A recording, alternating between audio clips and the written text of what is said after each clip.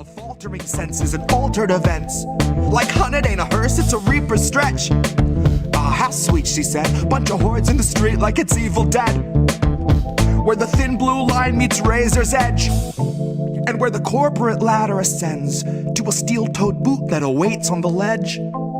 You'll be licking it fresh at your boss's request till it stomps each finger and watches you fall to your death and drown in an ocean of debt.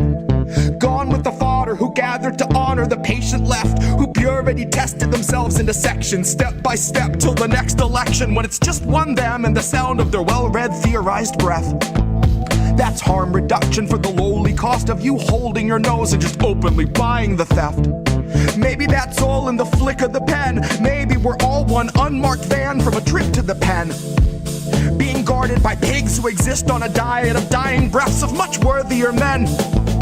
Honey, heaven's expecting you.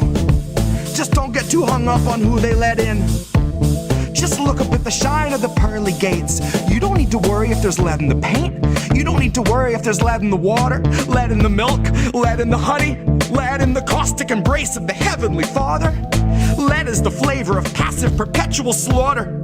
Lead is the taste of us led to the ledge by the lure of the legend of expert consensus, and then beckon to stretch it just one step farther. And I hope all the folks who were boastfully gloating and toasting themselves as the heroes of COVID for boosting their boosters and doing their part are now equally thrilled to be starstruck martyrs, all laid in a government grave with anonymous markers, like you're back from the carvers and off to the splicer. You're the very first wave to be slain in the war against Pfizer, that 100 years war against Pfizer.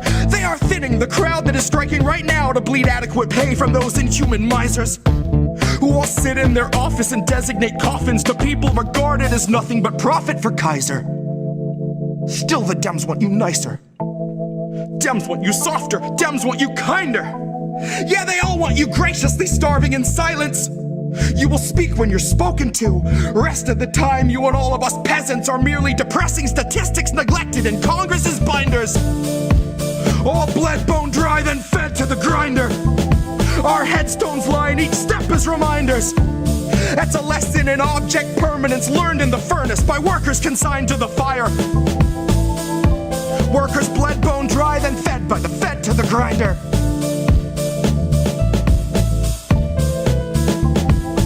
Fed by the fed to the grinder.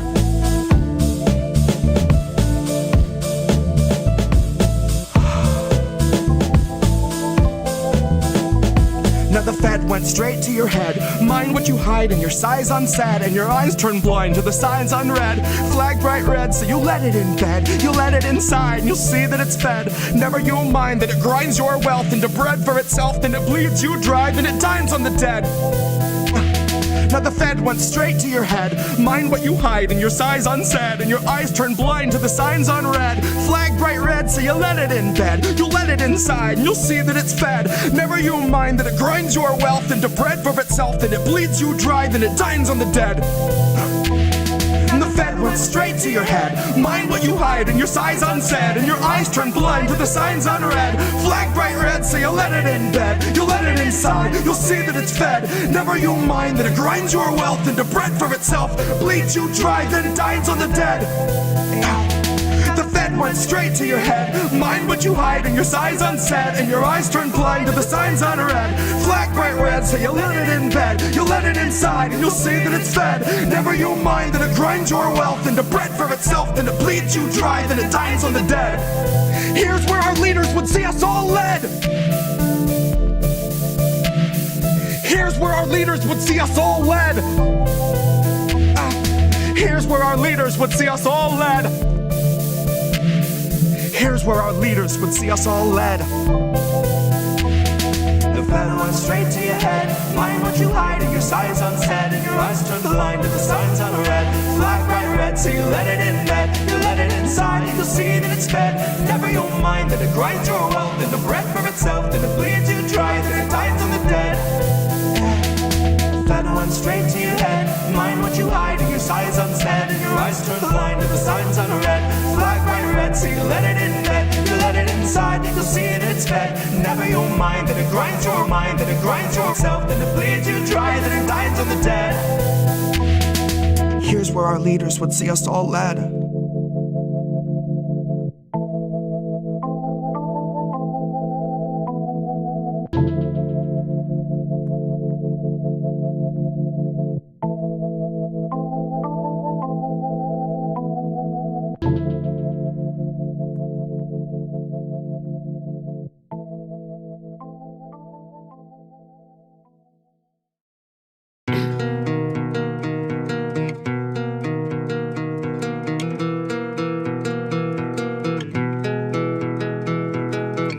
don't think I see you crying in your cars, but I do. Sometimes I can feel it at a red light, someone at my side trying to muddle through. See them wiping their eyes in their rear view, like black hole sun in the sky. Why the fuck won't you come when I need you? Well, this moment in time is as close as we'll be and as far as I'll meet you. Two windows in between us, new moon in the house of Venus. One stranger who sees you and reads your features knows that your alibi might be tight, but it's not quite leak-proof. So if you're sitting at the light and you're crying in your car, just know that I see you. And it's a 50-50 that I'm bloodshot, gun-shy, once bitten, twice tried, ribs pried wide to the sky till I'm see-through. That's you, in case you don't recognize yourself.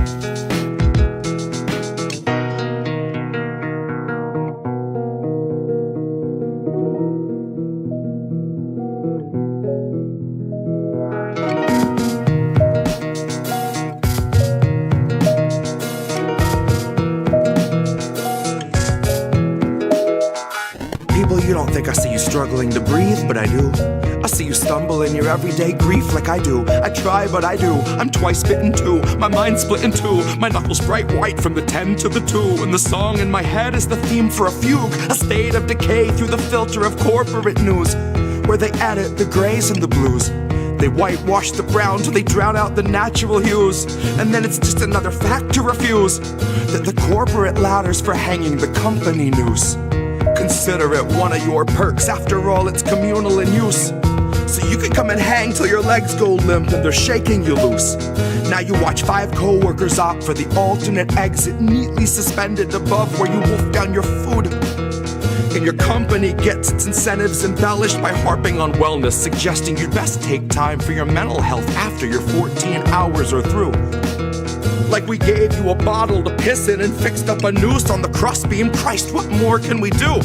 So if you struggle to breathe any moment that you aren't asleep, then remember, most of Americans fear for their savings, fear for their shelter, fear for their babies. You aren't the fringe of exception, but rather a perfect example of capital's rule. And you're far less alone than the ruling class tells you is true. You're far less alone than the ruling class tells you is true.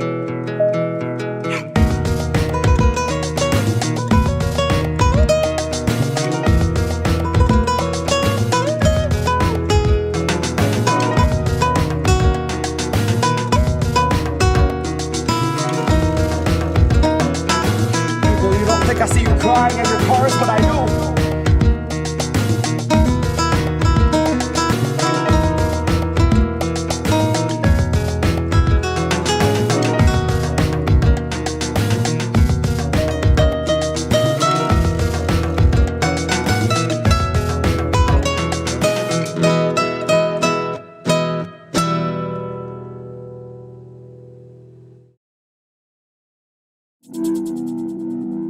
There's a difference between peace and liberation, is there not? You can have injustice and have peace. Isn't that correct? Have peace and be enslaved. Yes. So peace isn't the answer. No. Liberation is the answer.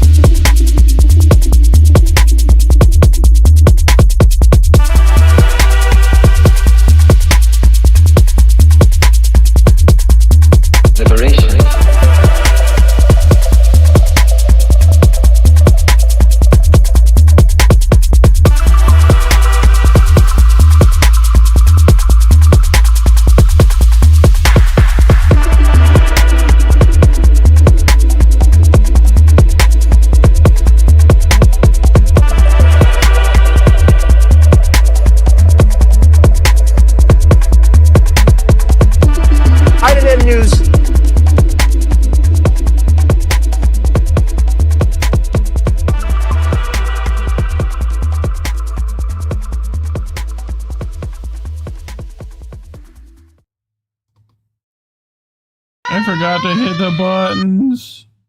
Here, do it again. It is Wednesday, my dudes.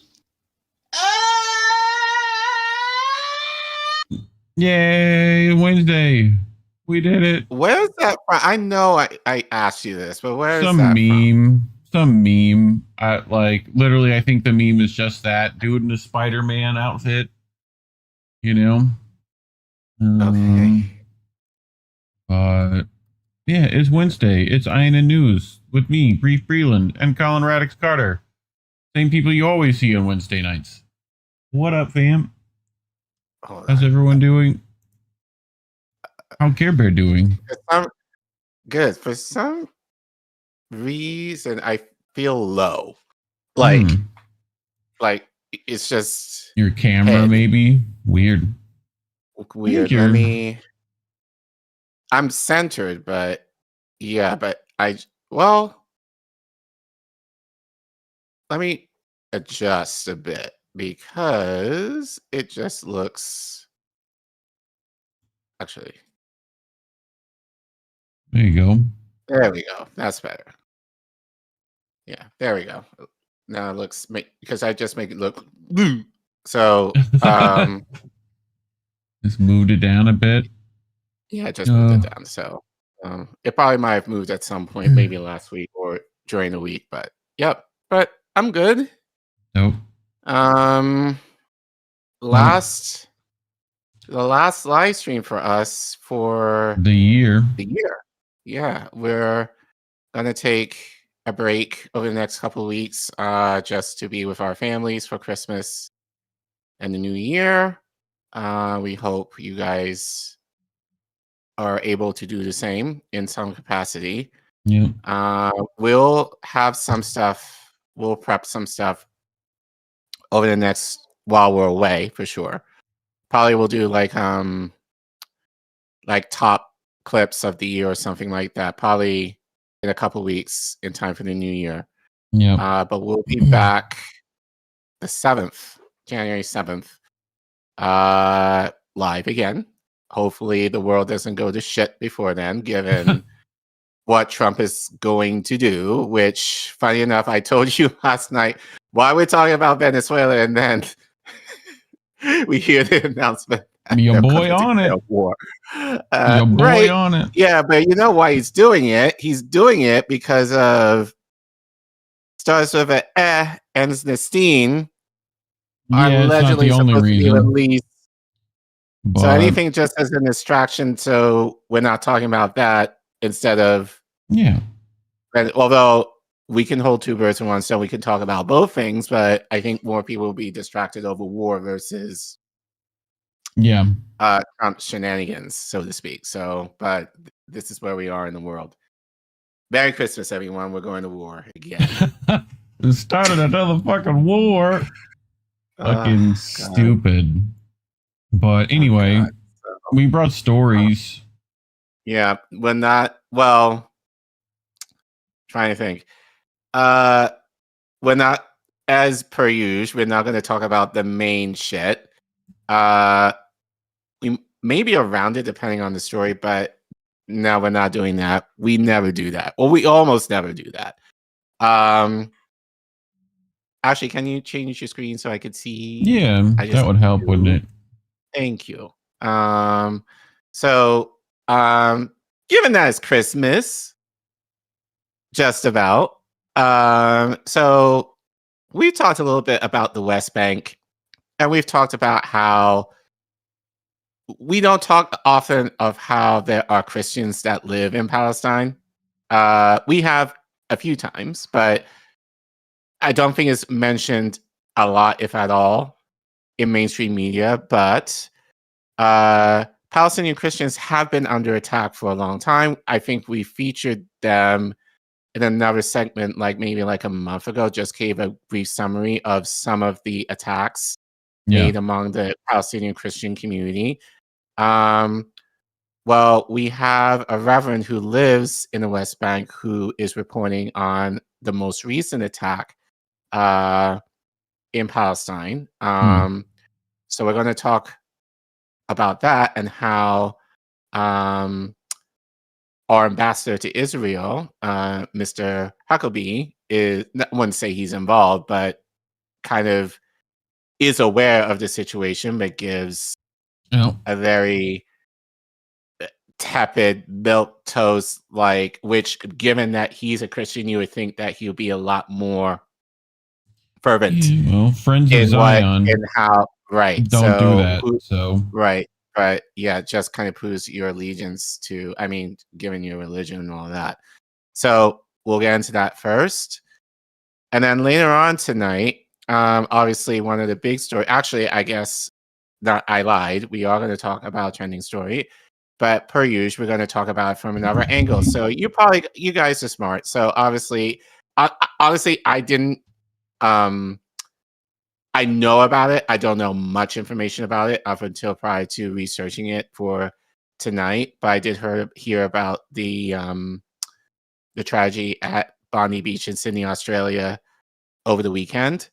But obviously, the state of Israel and mainstream media are using this kind of similar to October 7th in a lesser way, though, to kind of exploit the deaths of the people. And we will say this, what happened is tragic, but we cannot understate what's happening in Gaza right now, given that there are thousands more that have lost their lives over that assault. So we want to make that very, I don't believe we have to make that clear, but just in case YouTube or some bot makes some noise in terms of like, like anti-Semitic, whatever. Like, I'm saying it now. But we are going to talk about how, well, I'm not, but we're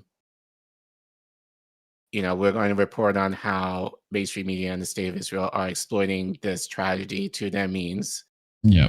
And I think, in my opinion, I think they're failing. People are not necessarily buying it, given what's happening in Gaza.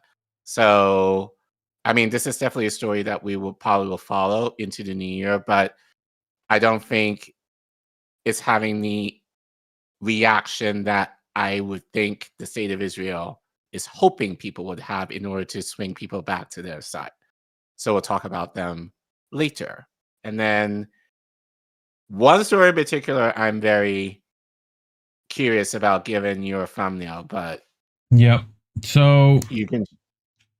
we're going to talk about Venezuela and the upcoming war, I guess. Like another fucking war.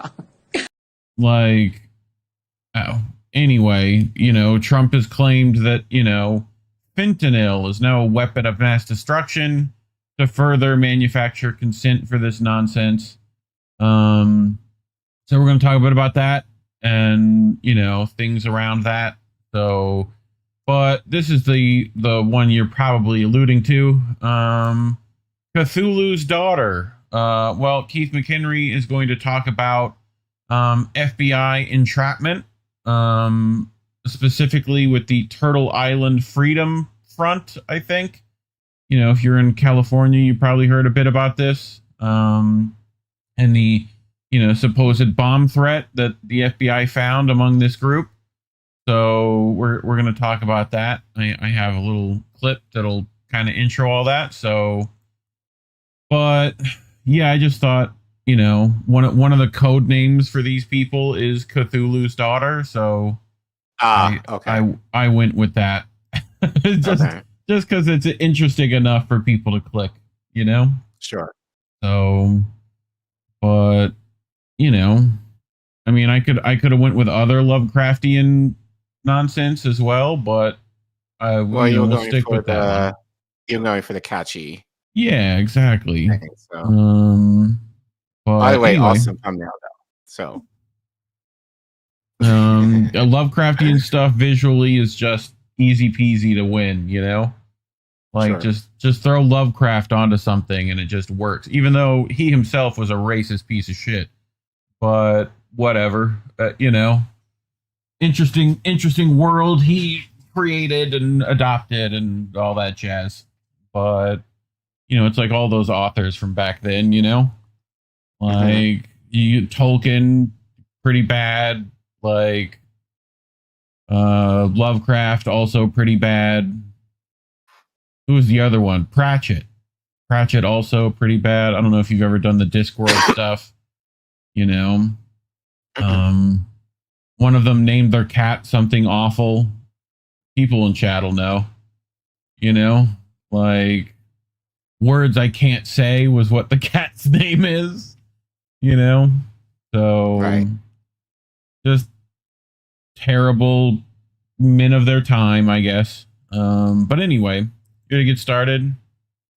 Yeah, but before we Cool. do, I know there's not many people here tonight, but I'm sure more people will pop in later. Yeah. But as of right now, YouTube has demonetized us because we do segments and have a show where we're not favorable to the algorithm. It's not favorable to their AdSense. It's not favorable to their advertisers who think some of the content that we have is not going to be appropriate enough for people to watch. So they demonetize us as a result.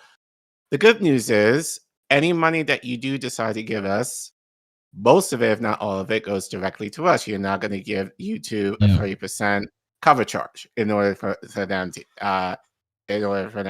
give money to us. So if you're interested in helping us out, and all the money that you give will help us basically pay our bills in terms of the programming, the website, all the stuff we need in order to keep the network and the show and other shows on the network running. You can scan the QR code that you see on your screen, or you can go to the Ko-fi link you see at the bottom of your screen. If you're in the YouTube chat at any point and we're live, you can type in !donate, all one word, and the Ko-fi link will pop up. And you can click on the code, on the link, and you can give as little as $1, or as much as you want, or as much as you can towards helping us out. And we know it's the holidays.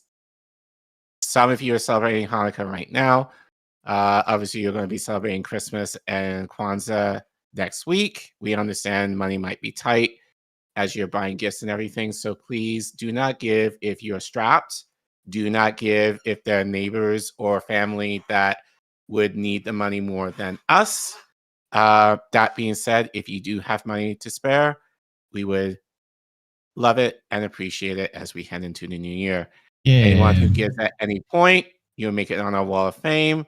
Anyone who gives generously will make it in our VIPs, so their names are highlighted and your names will be featured on the closing credits, which I guess we'll have to change come 2026. Yep. Because some of you have been very, very generous in terms of your donations. Remind me to do that when we're off break, and I'll update. Sure. And then if you don't want to give through Ko-fi, you can give via PayPal, Substack, or Cash App. Links are in the description below, as always. Also monthly at Patreon, if you so wish. Patreon.com/Indie News Network. Yeah. I thank you guys so much for your giving. We did very well, considering that we're small. We were able to pay our bills. We were able to support Jesse and Angel with new equipment. So we're hoping next year we're able to do more of that. Again, we know that money might be tight for a lot of you all, but we still have been very thankful and very honored that you've been hanging with us this year and willing to watch us. Thank you to support us, and we hope that you will continue to do so in the new year. Yeah. So we love you and we thank you. Cool. To your first one, Boy Wonder. My first one. Okay. So let's head to the West Bank, shall we? So if you are a biblical scholar, you will know the West Bank is very significant because that's where a lot of the cities that you know in the New Testament are located, like Bethlehem, especially given right now is Christmas. Yep. Obviously, you know, 9 pound, 10-ounce baby Jesus. Right. And Guess what? There are Palestinian Christians that do live in Palestine. And they're not talked about at all, if really, but they've been attacked off and on over the last few years, especially given the genocide. Israeli settlers have been known to attack Christian communities. So, and funny enough, you talked about Mike Huckabee Yes. last week in terms of the conference that he and other Christian evangelists went to in order to essentially spread Israeli propaganda. Yep. Well, I forgot when this was. I guess it may have been over the summer. He actually went to the West Bank to see what was happening in terms of an attack that happened. So, so yeah, let's watch this clip. This is from CBS. So let's watch the clip to see how In tonight's strong our Mr. Mike Huckabee, Christian man, responds to other Christians. Mike Huckabee. Other Christians being targeted in terms of their faith in the West Bank. So, in tonight's strong words from the U.S. ambassador to Israel, Mike Huckabee is calling an attack on an ancient church in the Israeli-occupied West Bank an act of terror. CBS's Haley Ott at our London bureau has new details on the perpetrators. Good evening. It was a rare public intervention by Huckabee, a top Trump administration official in Israel and longtime supporter of the country. U.S. Ambassador to Israel Mike Huckabee visiting a 5th century church in the Israeli-occupied West Bank town of Taibe, which residents say was set on fire by Israeli settlers last week. It's unacceptable to commit an act of sacrilege by desecrating a place that is supposed to be a place of worship. It is an act of terror, and it's a crime. Israel has so far not responded to our requests for information about the incident. We will certainly insist that those who carry out acts of terror and violence in Taiba or anywhere be found, be prosecuted, not just reprimanded. That's not enough. Violence has escalated in the occupied West Bank since the October 7th Hamas terror attack on Israel. This week, Huckabee said he'd asked Israel to, quote, aggressively investigate the murder of Palestinian-American Saif Muslat, whose family said he was beaten to death by Israeli settlers. Huckabee called his killing a criminal and terrorist act. Israel said it was investigating. This, as in another Palestinian territory, Gaza, the war grinds on. Hunger only getting worse.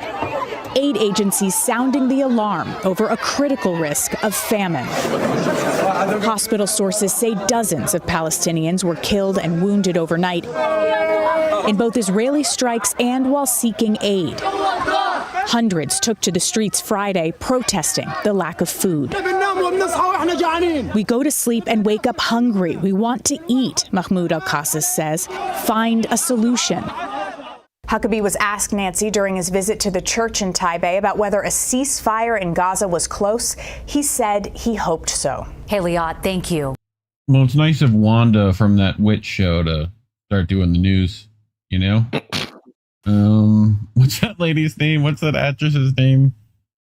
Looks very similar to that. What's her name? She's Olsen. Is she? Yeah.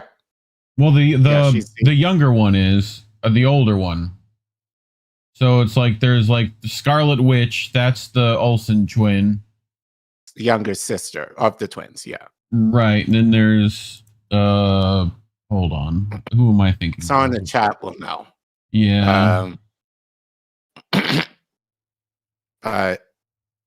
That's what I was thinking about. Catherine Hain plays Agatha. That's who I was thinking of. But I haven't seen that, so yeah. I mean it's pretty close. That's Agatha, right? Same, sure. Same face. Someone, the hair, I guess. Someone in chat will agree with me. You know. Right. So Mike Huckabee, very tepid milquetoast response in terms to the Israeli occupation terrorizing Christians. Which, if you watch our segment, friend of Mike Huckabee, friend of Zion, you'll realize why he's super fucking tepid. You know, he's bought and paid for. Right. So, So let's hear from people on the ground there as to the reality of what's going on. So this is written by this is written by Reverend Dr. Fairs Abraham. I believe we've spoken about him before. I believe he's the minister of that church in Bethlehem that got attacked. I think it was last year, around this time, or 2 years ago. Yeah. So I think so. I should check that. But regardless, so this was curated from Israel-Palestine News, which was reposted from Al Jazeera. So he writes, historic Christian presence in the West Bank is under attack. Israeli military-backed colonizers are annexing historical Christian communities in Bethlehem and starving them of their rightful and legally owned land. These actions undermine and threaten Christian continuity and cultural longevity in the region and at large. So the Reverend continues. I grew up less than a mile from Shepherd's Field in Beit Shahur in the occupied West Bank, the hillside where, according to the Gospel of Luke, the news of Jesus' birth was first proclaimed. For my family, these were not distant biblical landscapes. They were the backdrop of our daily lives. The olive groves we play in, the terraces we tended, the land where our faith and identity were rooted. Today, for the first time in my life, I felt fear that the community that raised me may not survive. In recent weeks, a new illegal Israeli settlement outpost has been established on the edge of Beit Saor. Caravans and construction equipment have appeared on a site the town had hoped to use for a children's hospital, cultural center, and public spaces, projects supported by international donors and meant to strengthen a Christian community that has endured for centuries. Instead, those plans are now suspended, and families who live nearby are bracing for uncertainty, rising tension, and a real possibility of further displacement. Others have documented the legal and political ramifications of these settlements. My concern is more personal and more urgent. What is happening today threatens the very continuity of Christian presence in the Bethlehem area, not abstractly, but concretely. Beit Saor is one of the last majority Christian towns in the West Bank. Our families are Orthodox, Catholic, and Evangelical. We worship together, marry across traditions, and share heritage that traces back to the earliest centuries of the Christian story. But like many Palestinian communities, we are running out of land, and with it, out of time. Due to decades of conversation, the separation wall, and settlement expansion, only a small fraction of our town remains accessible for Palestinian construction. Youth who wish to build homes often cannot. Families worry about their children's future. Families who want to stay rooted in their ancestral land face barriers that make leaving seem like the only viable path. That is how communities disappear. Not because they stop believing, but because the conditions required for them to flourish are steadily stripped away by the Israeli military occupation of their land.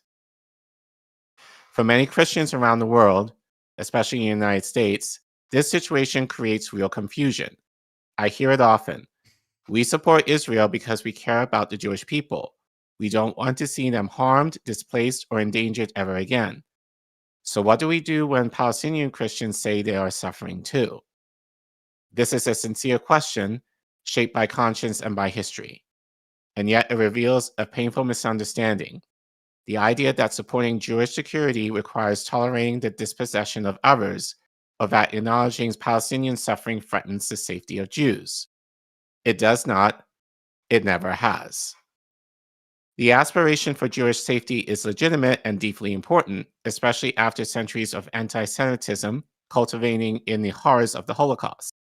No person of faith should ever be indifferent to the vulnerability of Jewish communities.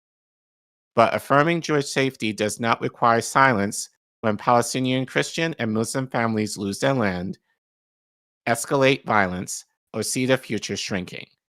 Safety for one person cannot be built on the insecurity of another. There is no moral framework, Christian, Jewish, or secular, that asks us to choose between the dignity of one child and the dignity of another. If anything, the deeply biblical truth is that justice is indivisible. When we diminish one community's rights to protect another, both are ultimately harmed.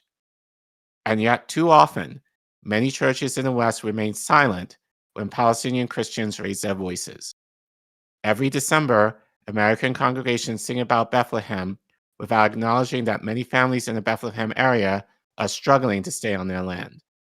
Pilgrims visit Shepherd's Field without asking what is happening to the people who have cared for it across generations. This silence is not intentional malice.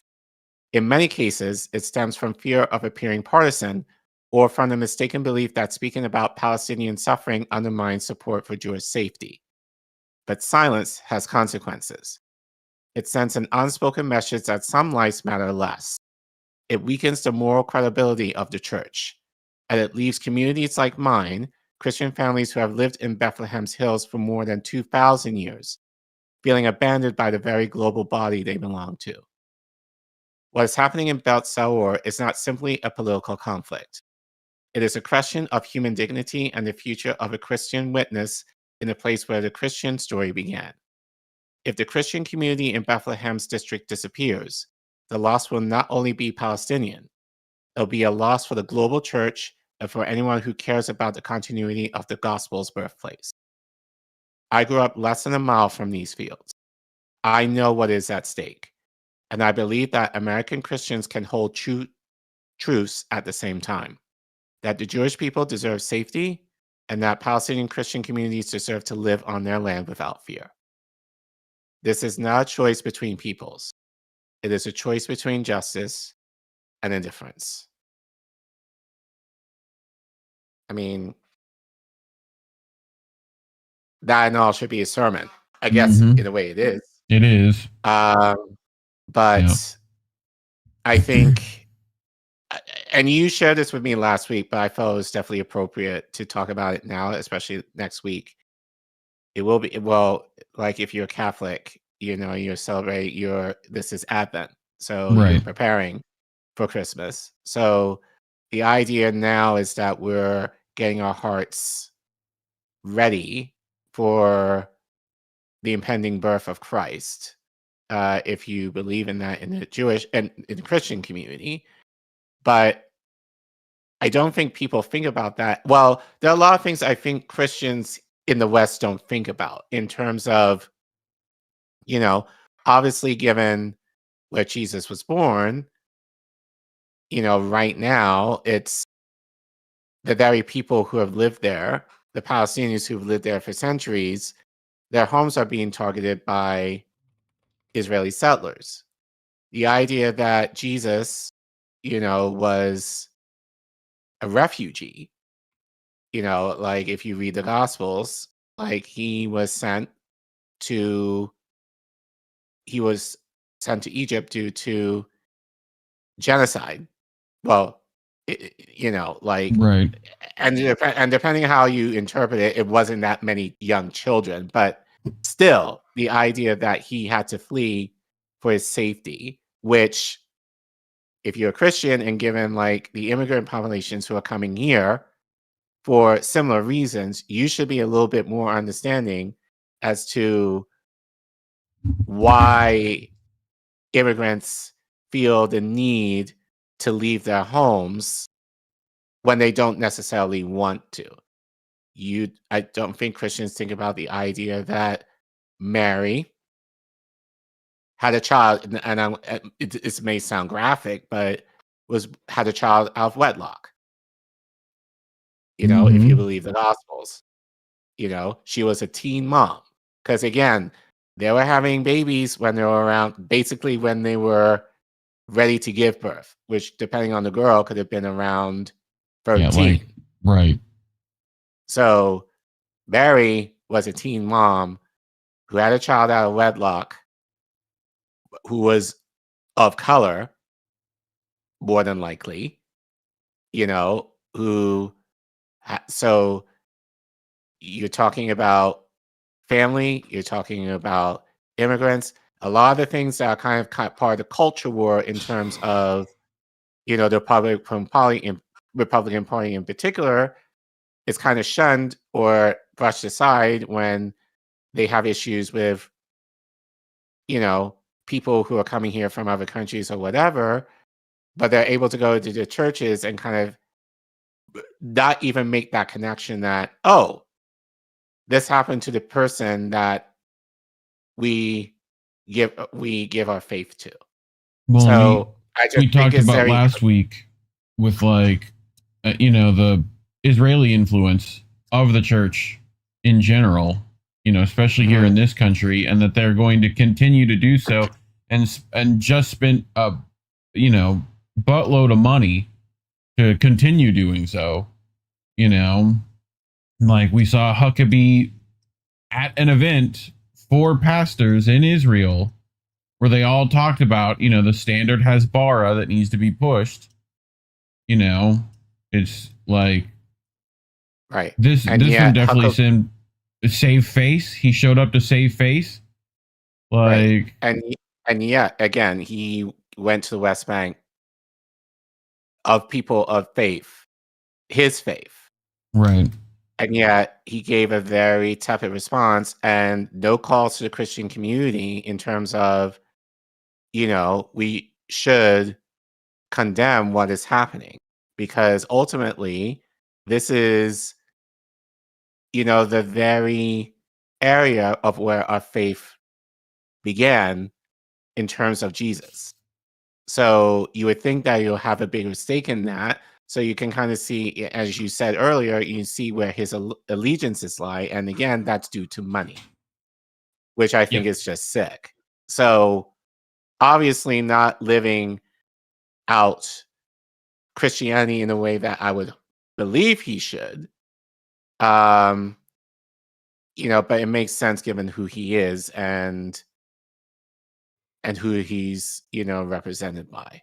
So, but I mean, again, I think, I do appreciate you sharing this with me, but I think it is important to kind of have that understand. I think churches need to do a better job of making those connections. Like, in terms of who Jesus, the reality of Jesus, if you believe in Jesus, the reality of which he was born into, and how, again, a lot of these culture wars, especially many, and I'll argue Democrats do, have in terms of immigrants and women and abortion and all of those things, that kind of hot topics. When you look at Jesus, he exemplified all of them or most of them. And yet people do not make that connection. But I think most importantly here, and I think this is part two too, we think of Israel, we think Jewish, when we don't necessarily think, no, it's not exclusively Jewish. It has Muslim communities, it has had Christian communities, it's had Orthodox communities, it's had Catholic communities, it's had every community on the Abrahamic community kind of stemming from him under the sun. So if anything, there should be a little bit more, I think, there was more cohesion prior to, Zionism kind of taking it over, which has impeded a lot of that peace, or at least that community building that they were able to build among all three of those religions in the same area. And again, it's just sad that this is not talked about, like, at all, in terms of how little importance the Christian community in this region is, where the irony is, if anything, they should be the most supported, given the connection to the Messiah, so to speak. Yep. Makes sense to me. If it was any of it was worth a shit, but I'm betting we know which way it'll go, Right. But talking about stories like these are why more likely we're demonetized. So if you want to support us, you can scan the QR code, or you can go to the Ko-fi link you see at the bottom of your screen, or if you're in the YouTube chat and you're live, you can type in !donate and the Ko-fi link will pop up. And you can give us a little $1 to help us support the network, especially into the new year. If you can't, and we understand because right now it's the holidays, like, subscribe, and share our content. Or if you watch this as a clip, please share this clip. Maybe share this with your churches. Maybe share this with your friends, especially if they're Christian, and let us know what you think. Have you thought about, or do you make the consideration that the Christian community in the West Bank needs support in terms of your advocacy in terms of ensuring that their land, their homes are not taken away in terms of the Israeli occupation, exploiting them. So let us know what you think. Let us know if your churches are making those connections in terms of the reality of how Jesus lived and how that is counter to the culture wars that politicians play in terms of demonizing a lot of the very communities that Jesus himself was a part of. Let us know what you think, and thanks for watching. Yeah, cool. Well, chat's starting to fucking fill up. They're getting there. I don't know where everyone's at tonight. Probably, I don't know, watching Candace and Erica Kirk drama for the 18th time this week. I imagine that's where everyone's at. But yeah, I just not holding out hope for the Christian community to do anything good on this, No, but I think again, it's just the awareness and making that connection. But again, I think because Israel has so been dominant Jewish that people forget that there are Christians that live there. Yeah, so I think the mainstream media in part has not helped matters, but the church should. Right. Well, that's why you see Israel right now has been trying to take over bits of the West Bank for archaeological reasons as well. Especially for all these religious sites, they want complete control over that kind of stuff. Trying to remember who actually runs, where is that at? Mecca, right? That they have a complete monopoly on Mecca, right? Which controls all the travel in and out of it and all the pilgrimage and all that, it all makes one nation tons of money, So, that's what they're trying to do with Jerusalem and Bethlehem and all that stuff, Right. Just pure religious tourism. But anyway, let's get to our next one. So you said when I pulled this story this week, you were like, we're covering Venezuela again? And I'm like, yup. Yes, we are. It's and as the of next today, war. It's pending. Yep. So as of the time of this recording, yep. It's looking like we're about to declare war, so it makes sense. So you were ahead of the curve slightly. Been that way for months, So, but just general in Latin America, and we'll talk about this a bit as we continue the segment. But it's this idea of why should we do these foreign wars when we can do wars in our home hemisphere? It's a lot easier. Sure. So, but we'll get to why that we're going through that in a bit. But let's start here, right? I had a little punny moment of weapon of mass deception because guess what, Care Bear? We're doing the same fucking playbook we used in Iraq and Iran and Afghanistan about weapons of mass destruction, but this time we're just going to make it up. On the front of it, we're going to call fentanyl a weapon of mass destruction, right? Where does that fentanyl come from again? I forget. Where's that at? What pharmaceutical companies decided to start making that? I mean, I'm just saying what I'm saying. It's definitely not Venezuela. That's for sure.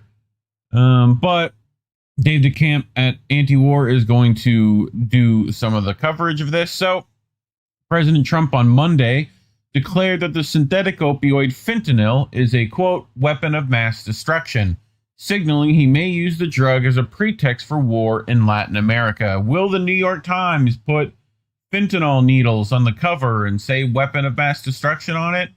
Find out at 11.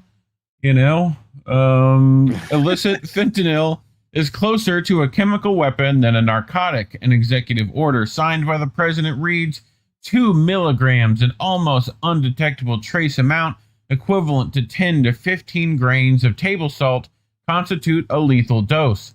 Hundreds of thousands of Americans have died from fentanyl overdoses.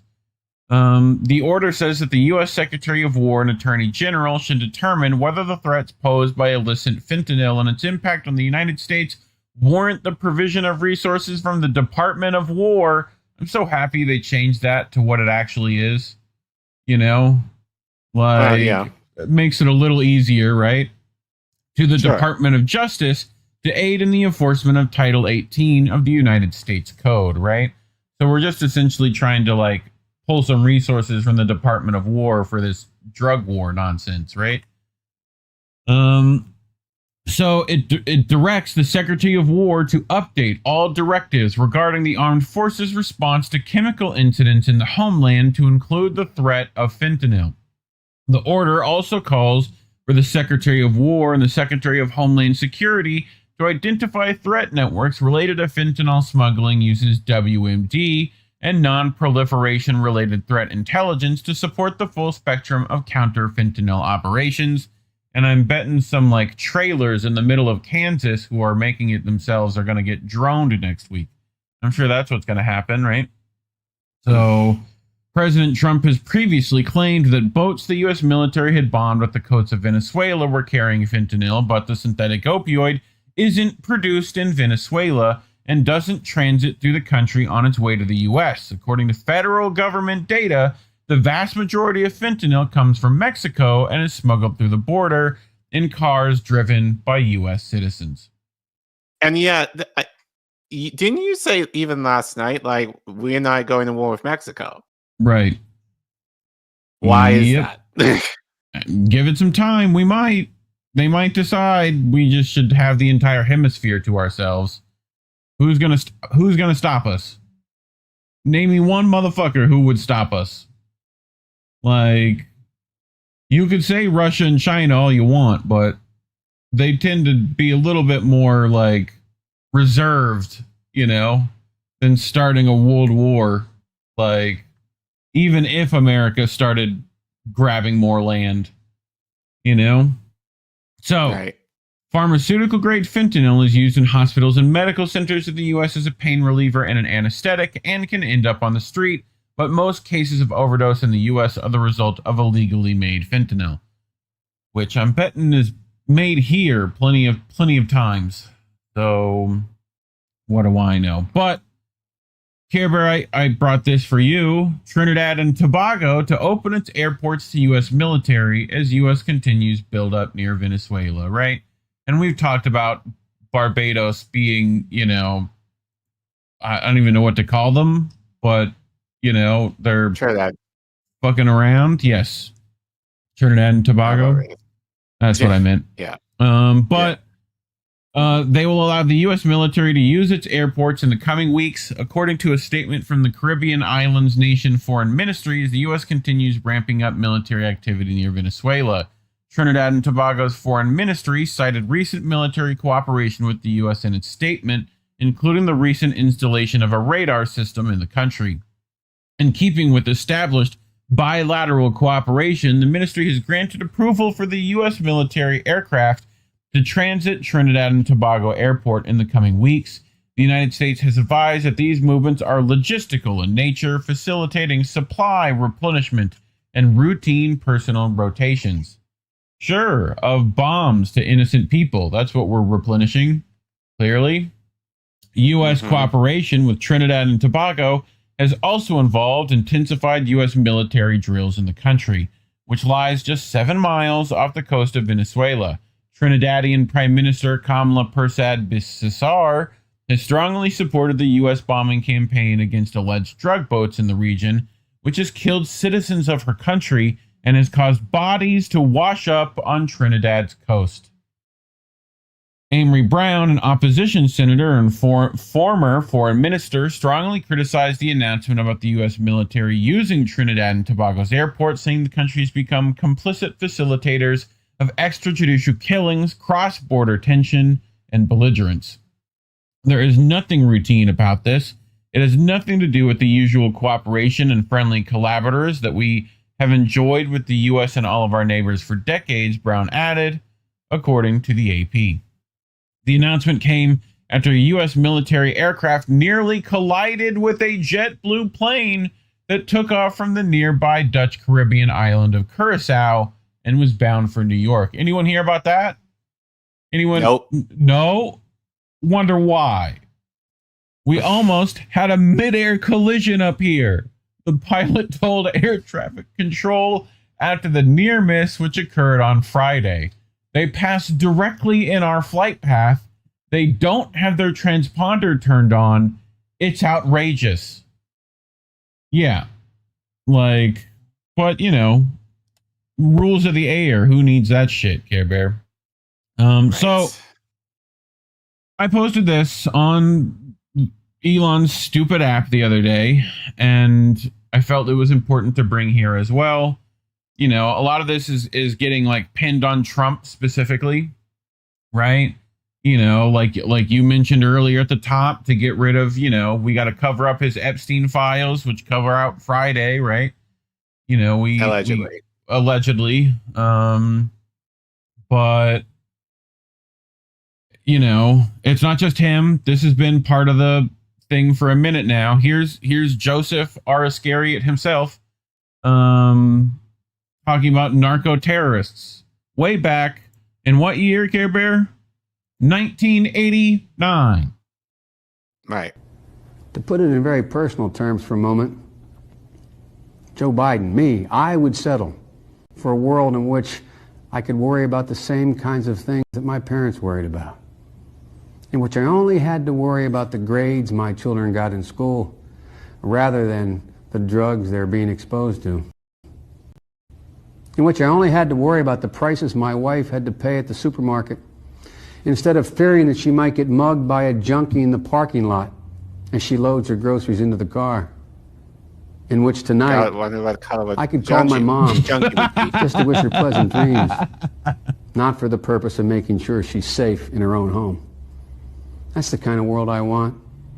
That's the kind of world you deserve. In a nutshell, the president's plan doesn't include enough police officers to catch the violent thugs, not enough prosecutors to convict them, not enough judges to sentence them, and not enough prison cells to put them away for a long time.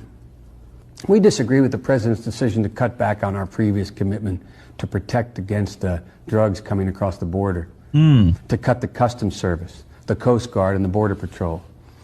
We think we should do more to stem the flow of drugs across our borders, and we think we should go one step further. Let's go after the drug lords where they live. What? Say again? What was that? I'd like to repeat that because it sounds vaguely important. Borders, and we think we should go one step further. Let's go after the drug lords where they live. With an international strike force. There must be no safe haven for these narco-terrorists. Narco-terrorists. Got it. They must know it. And we don't have to promise a world without worry or fear. We're not asking for that much. All we have to do together is to keep our promises and stay together. Thank you. Fuck you. That's what I say to you. Any thoughts, Care Bear? I'm glad you brought it, but no one gives a fuck about what Biden said, because what has happened to Biden since he was left office? So everyone's going to be focused on Trump, and then it's just the idea of Trump, the Republicans always start war, but it's both sides. Right. is both sides. Like, and I'm getting tired of. I mean, we say this all the time, and I think our friend Oz said this the other day. It's like people who kind of, again, once you know the pattern, you can predict shit easily. You know, and it's like, you know, and I think when we kind of call this out, it's like people might be able to acknowledge one side, but not the other. And basically Oz was saying, you know, sometimes it feels like essentially you're talking to brick walls, because it's like, we see the shit, we understand. It's not to say you understand it, but it's like you only have to see the pattern a couple of times in order to be, at least for you to figure out more than likely this is going to happen again in almost exactly the same way. And calling it out, people are just like, nah, like it's not happening that way or whatever. So till it does. You know, so, but both sides are complicit in war.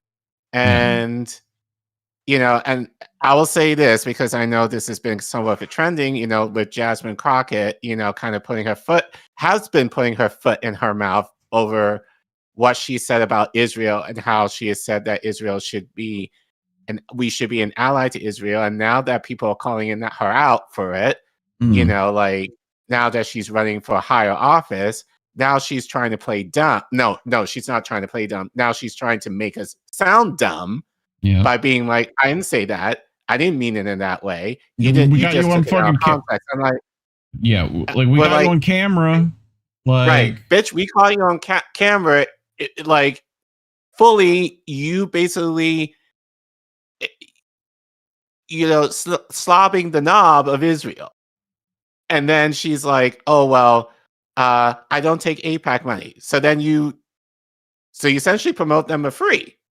Yeah. Essentially is what you're saying. Like, so you're a political hoe in that regard. Like, at least if you're going to if you're going to sell out, make it count. Like your colleagues are doing. Yeah. Like, you're just selling out for nothing. So that's even way worse for you. But I digress. I digress. So, but yeah, our government is in the rapture of the military-industrial complex. There's no war, no resources that we wouldn't mind exploiting and do whatever to have any reason to go into war for. But again, if you were to take a guess, Care Bear, you're talking about predicting things. Where do you think a lot of this like push for this regime change war might be coming from? If you were to take a guess, there was some like foreign influence, you know? Venezuela. Yep.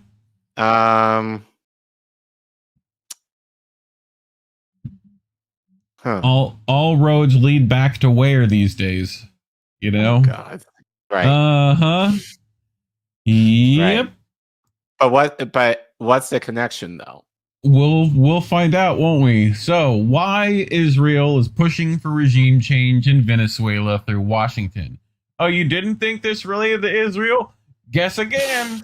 It fucking does. It always does somehow. So, this is from Robert Inlakesh, right? He's writing in the Palestinian Chronicle. So, not only is the pro-regime change Venezuela opposition allied with the Israeli Likud party, but toppling the government in Caracas directly serves Israel's regional agenda. Why? This is why pro-Israeli commentators are adamant that the U.S. military intervene and put American lives on the line. While parallels are beginning to be drawn between the buildup to the Iraq War and the Trump administration's regime change propaganda against Venezuela, like the fucking WMDs that we just talked about, Israeli Prime Minister Benjamin Netanyahu is infamous for cheerleading the U.S.'s illegal invasion of Iraq in 2003, a war which Israel refused to fight in itself, but nonetheless lobbied for and encouraged through its allied neoconservative think tanks in D.C. So so they basically wanted the mess, but didn't want to get their hands dirty. Correct. Despite the White House recently releasing a new 33-page national security strategy document in which the U.S. declared it is no longer seeking to engage in nation-building wars. Bullshit. Fucking bullshit. And the days of regime change operations to export American values are over. They're over. Believe me, they're over. We totally ended that. It was bad. Everyone told me it was bad. Like, it's so fucking stupid. Like, anyway, the current administration is threatening that against Venezuela. It is additionally aiming to achieve the outcome in Gaza through its UNSC-approved Gaza ceasefire plan. The parallels to the buildup to the Iraq War couldn't be any starker. Pro-Trump conservative commentators are currently salivating at the prospect of getting their hands on what, Care Bear? Venezuelan oil. In addition to this, the false charge that Venezuela is somehow responsible for the U.S.'s fentanyl crisis has led to labeling the Venezuelan president Nicolas Maduro's government as narco-terrorist regime. Apparently, they learned the word from Biden. However, if you listen to what Trump admin officials are using as a justification for the goal of toppling Maduro, they constantly accuse Caracas of allying with Hezbollah and Hamas. Everyone is Hamas. Everybody. Everyone, Hamas is all around us in everything, all powerful and all knowing. They must really think we're stupid. Well, they do. I don't think I don't think they care. No. Really, because again, back the Iraq War happened when I was in college, just about to graduate from college. Right. And social media didn't exist back then. You had your MySpace page, No, 2003. No, there was no MySpace. Should be pretty close. No. Okay. No. When was MySpace made? No. That'd be a good question. Like what? I know it was after college, but I definitely did not have MySpace when I was in college. So, but August 1st, 2003. Okay, well, I just graduated from college. So literally just graduated from college. So, yeah. You missed that, huh? Cool. No one had MySpace in 2003. Maybe a handful of people, sure, but it wasn't it's definitely close hot among the masses yet. But but anyway, it's the idea of long story short, people were more reliant on mainstream media back then for information, and not so much anymore. And but I think especially since I think in our generation in particular, we went through the Iraq War and understand really that it was a lie. And I think it's again that was under Bush. So the idea now that people are going to go for this in light of Trump is I don't want to think that this administration thinks of it as dumb. It's just that they don't care. Yeah, they're going to do it anyway, regardless of what we say. Right, exactly. Yeah. That's the point. What are you going to do about it? Not a damn thing. So sit back and relax and let's watch the nuclear clouds form over Latin America. Yeah. That's essentially what they're saying. So, but yeah, I don't think people, the idea, come up with a better excuse, guys. Come on, Hamas, please. So, some pro-Israeli commentators even claim that Hezbollah and Hamas could be preparing attacks on the U.S. homeland. Not only an audacious and illogical charge, but one with not a shred of evidence to back it up. Is Hamas in the room with you right now? These are Also, not the enemies of the U.S., but instead the enemies of Israel, making it more suspicious as to why there is such hyper-focus on this issue. For example, Venezuelan opposition leader Maria Corina Machado, who we've spoke about before as winning the War is Peace Prize, right? Recently spoke at a conference in Oslo and was asked to address the issues of U.S. intervention in her country. His response was to declare the country, quote, has already been invaded. We have the Iranian agents. We have terrorist groups such as Hezbollah and Hamas operating freely in accordance with the regime, Machado claimed, in order to justify the invasion of her nation. And I'm sure she also threw Russia in the next sentence, right? Like, this is all to try to, pull the string of the Monroe Doctrine, right? Sure. Essentially, which we talked about before. The U.S. also recently released footage of its illegal theft of a Venezuelan oil tanker, justifying this move by claiming it was used to transfer Iranian oil. It is of note that Tehran's relationship with Caracas is frequently cited as if it represents a threat to the United States. Moves like the recent tanker seizure represent a step that is an aggression toward Iran by proxy. I think Trump said this week is, we took back our oil, they stole our oil, right? That kind of nonsense. Donald Trump, whose long-desired Nobel Peace Prize was stolen away by the pro-war Venezuelan opposition leader he backs to overthrow Maduro, attempts to pride himself on the idea that he is a broker of peace and opposed to regime change wars. Yet, between March and May, he launched a failed war on Yemen, followed by directly striking Iran in June, both acts committed solely for the sake of Israel. And how'd that work out for them? What happened there? Our carriers had to turn tail and run. Isn't that what happened? We lost a couple of planes over the side, right? Isn't that what happened?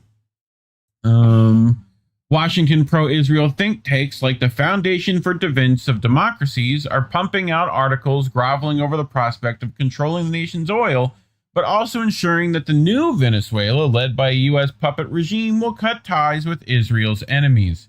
Yeah, like they said would happen in Syria. What's happening there? The fucking exact opposite. Meanwhile, being a hotbed for ISIS, as we all know, the Israeli Secret Intelligence Service. That's their old name, right? In the new article written by the FDD senior Iran and financial economics advisor Saeed Ghassaminejad, it spells out in a tone of certainty that a new regime in Caracas would sever ties with Iran. Tehran uses Venezuela as a base for its expanding its jihadi influence in America's backyard. A U.S.-aligned Caracas would kick the Iranian agents out, making the southern border and the homeland more secure. As long as you kick the Israeli ones out, too. I'm equal opportunist when it comes to foreign meddling, so, the Atlantic Council think tank has even claimed that Lebanese Hezbollah has helped to turn Venezuela in a hub for the convergence of transnational organized crime and international terrorism. Terror. Terrorism. Terror. Terrorists. Terror organization. Terrorist attacks. Terror. Yes, the ghosts of Bush's past here to haunt us again. In fact, in the same issue brief that was published back on October 7th, 2020, entitled The Maduro-Hezbollah Nexus, How Iran-Backed Networks Prop Up the Venezuelan Regime, you see the think tank uses the term narco-terrorism. The Atlantic Council blames Israel's enemies for this, allegedly setting up a narco-terrorism conspiracy that involved dissidents of the Revolutionary Armed Forces of Colombia, drug cartels in Mexico, the Islamic Republic of Iran, Syria, and the Lebanese terrorist group Hezbollah. Such an obsessive focus on the fact-free conspiracy theory, which points the finger at who's who of Israel's enemies, recently roping in Hamas, also is not by accident, nor is the Pledge of Allegiance to Israel by the Venezuelan opposition. While it is clear that Venezuela is allied with Iran and collaborates with it as a means of navigating the world under crushing U.S. sanctions, these conspiracy theories presented by pro-Israel think tanks, Israel lobby-sponsored politicians, and Israeli-aligned media outlets are about as serious as the claims that led to the Iraq War in terms of the evidence to back them up. Another motivating factor in Israel's desire to see the Venezuelan state toppled is the emergence what's now being called the Isaac Accords. This initiative was announced publicly by Argentine President Javier Milei late last month. So anyone seeing the patterns emerge here? Anybody seeing what's happening? We do some regime change. We put some electromeddling, like in Honduras recently, right? Where we completely nullify their elections and stuff ballots and try to put our people in, essentially, right? Standard banana republic diplomacy. Like failing to rope more major Arab and Muslim nations into the Trump administration's so-called Abraham Accords, the Israeli government is now setting its sights on Latin America. The Isaac Accords demonstrate an active push from Israel to expand its influence in the Western Hemisphere. Left-wing movements and governments in Latin America have historically stood with the Palestinian cause, a legacy of unified resistance to imperialism there last until this day. If Venezuela government is toppled, it is predicted that there will be a domino-style effect, knocking out other left-wing governments in the region, or at least the U.S. will move on to the next target. This means both Cuba and Nicaragua will be in the firing line. I mean, everything in South America is up for grabs, pretty much. In order for Tel Aviv to prove successful in its Isaac Accords missions, it needs U.S.-funded parties to win elections, and for Washington to carry out regime change operations across the region. The only country that appears immune to the strategy for now is Brazil, under its current president, Lula da Silva, who is already in bed with the Israelis. Right? Like, everywhere else, the Israelis have the perfect men in office to pursue the strategy to its bitter end. Take U.S. Secretary of State Marco Rubio, who is not only the recipient of at least $1 million in Israeli lobby funds, but has a personal animus toward the Cuban leadership as a member of that nation's broadly pro-regime change diaspora. Rubio understands full well that regime change in Caracas leads to the toppling the government in Havana. While Israel is not the sole driver of the U.S. Trump administration's regime change agenda in Venezuela, it is undeniable that it is a factor and will certainly benefit from this outcome. So between that, oil reserves, just general resource reserves, like the Monroe Doctrine, Israel influence, I mean, anything else I'm missing? Like the threat of socialism on our border, you know, that kind of nonsense. Yeah. But yep, we'll see. We'll see what happens come this week. You know? Which speaking of this week, here's Donald Trump himself. Venezuela is completely surrounded by the largest armada ever assembled in the history of South America. It will only get bigger, very huge, and the shock to them will be like nothing they have ever seen before. Until such time as they return to the United States of America all of the oil, land, and other assets that they previously stole from us. The illegitimate Maduro regime is using oil from these stolen oil fields to finance themselves. Drug terrorism, human trafficking, murder, and kidnapping were the threat of our assets and many other reasons, including terror, drug smuggling, and human trafficking. The Venezuela regime has been designated a foreign terrorist organization. Therefore, today, I am ordering a total and complete blockade of all sanctioned oil tankers going into and out of Venezuela. The illegal aliens and criminals that the Maduro regime has sent in the United States during the weak and inept Biden administration are being returned to Venezuela at a rapid pace. America will not allow criminals, terrorists, and other countries to rob, threaten, or harm our nation, and likewise will not allow a hostile regime to take our oil, land, or any other assets, all of which must be returned to the United States immediately. So, yeah. Just love that big stick we're carrying around, right? So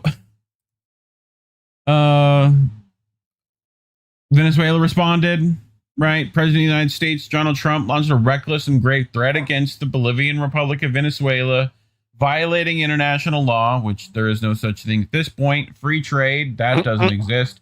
And free navigation. Again, kind of hard to do when you only have one world naval power.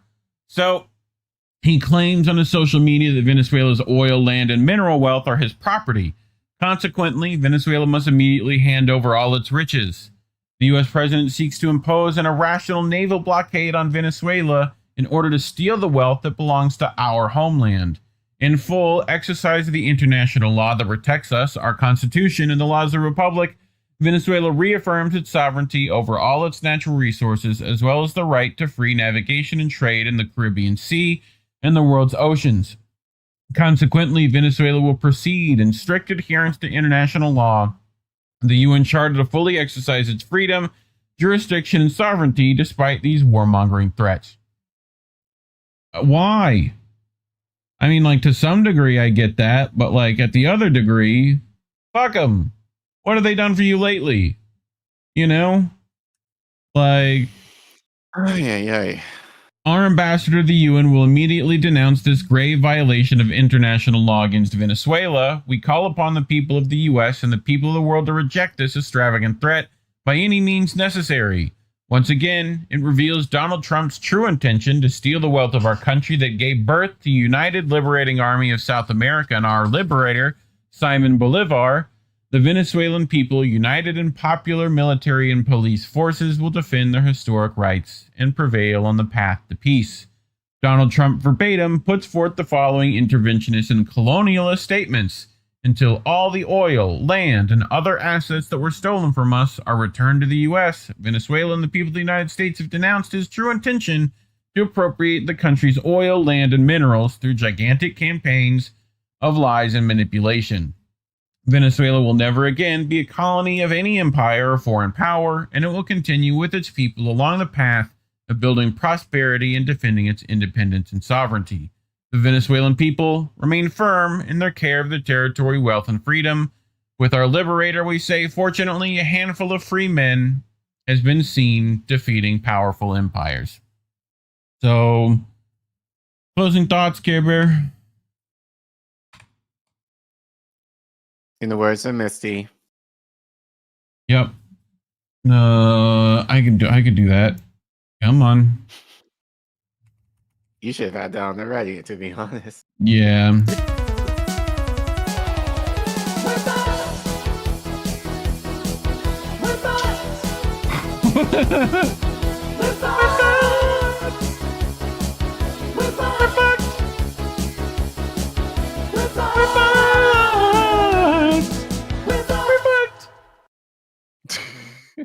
Yay! Great way to end the segment. Well, we have fun here. We do. We try as much as we possibly can with the dystopian nightmare we live in. So talking about these things are why YouTube's demonetized us. So you can scan that QR code on your screen, go to ko-fi.com/Indie News Network and leave us a few dollary dues. We appreciate it so much. But if you can't do that because you're one of the poors like ourselves, like and subscribe. Share the video. Leave a comment. Let me know what you think. How fucked are we truly?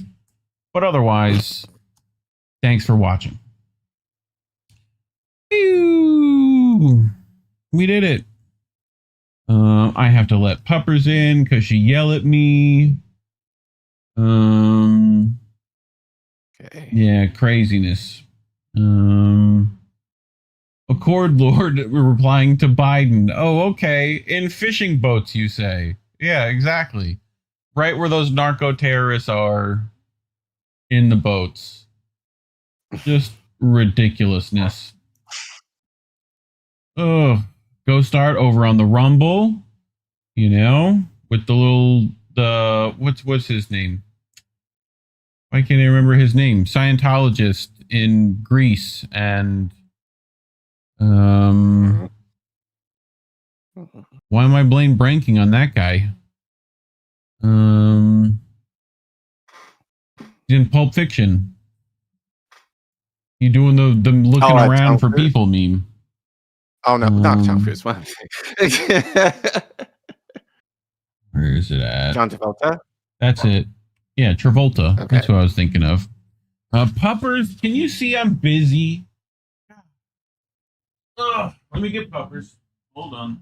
All right. Well, while you do that, let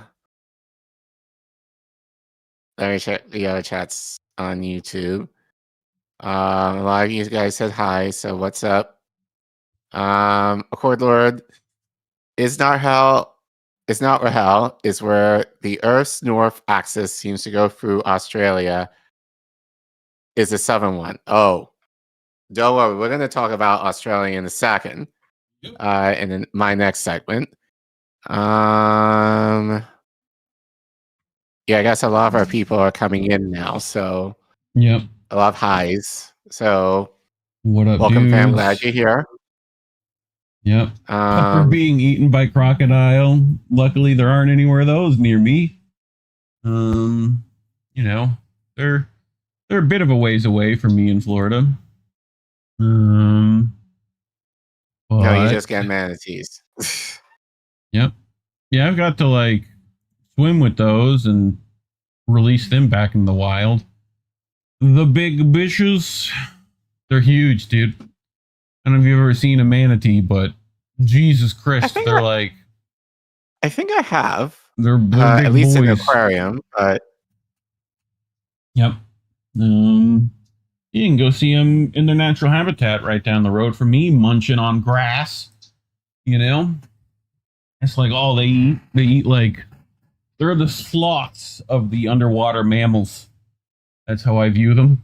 You know, they only eat like leaves all day. They move all slow. They're water sloths. That's what those things are. You know, just big giant water sloths. Like they weigh so much, dude. You have to get like a crane in. It's ridiculous. You know? Oh, God. Yeah, they're crazy. Sea cows. That's right. Sea cows. Big old sea cows. Mr.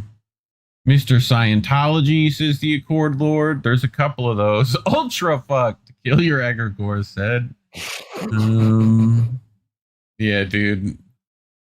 Fucking awful. Terror. Weapons of mass destruction. Terror. Like, we're just using the same fucking playbook. It's just sad.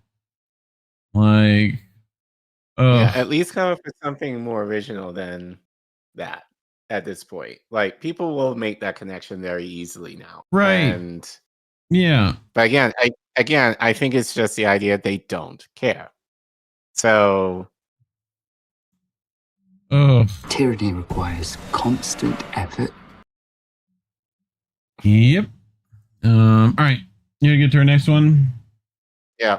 So moving from the west to the east, in terms, so we're moving from Venezuela. Now we're heading to Australia. So you guys probably know this by now. Over the weekend, there was a massacre of, I guess it's 15 people at Bondi Beach, which is a very popular beach in Sydney, Australia. There were people who were having a Hanukkah celebration, and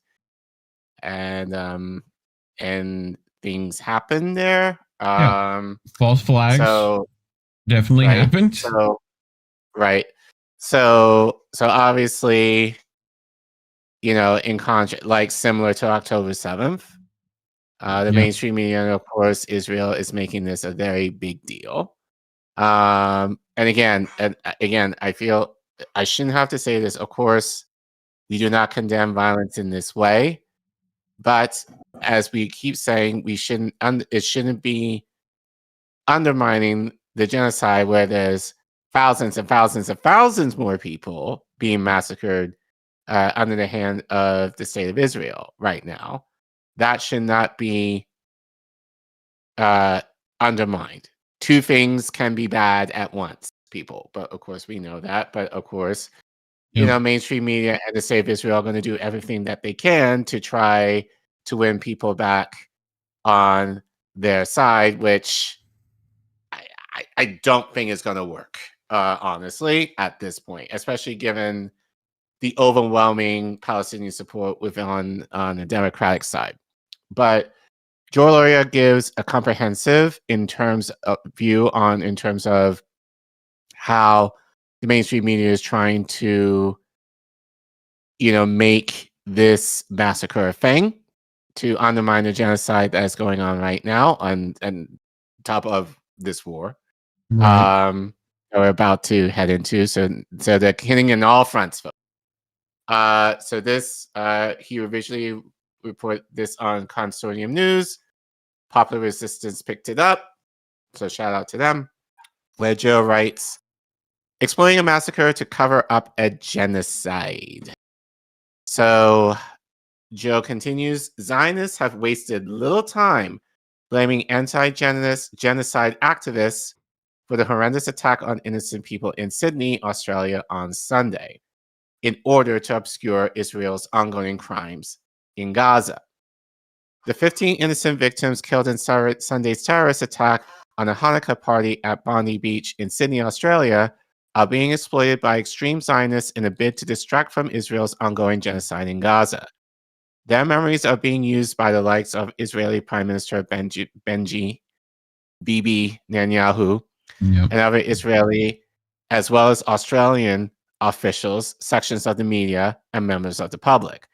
Instead of putting the blame on the only known perpetrators police have identified so far, the father and son shooters Saeed and Naveen Akram, Zionist extremists are implicating innocent citizens who have dared protest Israeli atrocities. One of them, you guys know very well if you just show for any prolonged period of time, but we'll get into that in a second. And why is it doing that? I don't know. Thank you. It broken.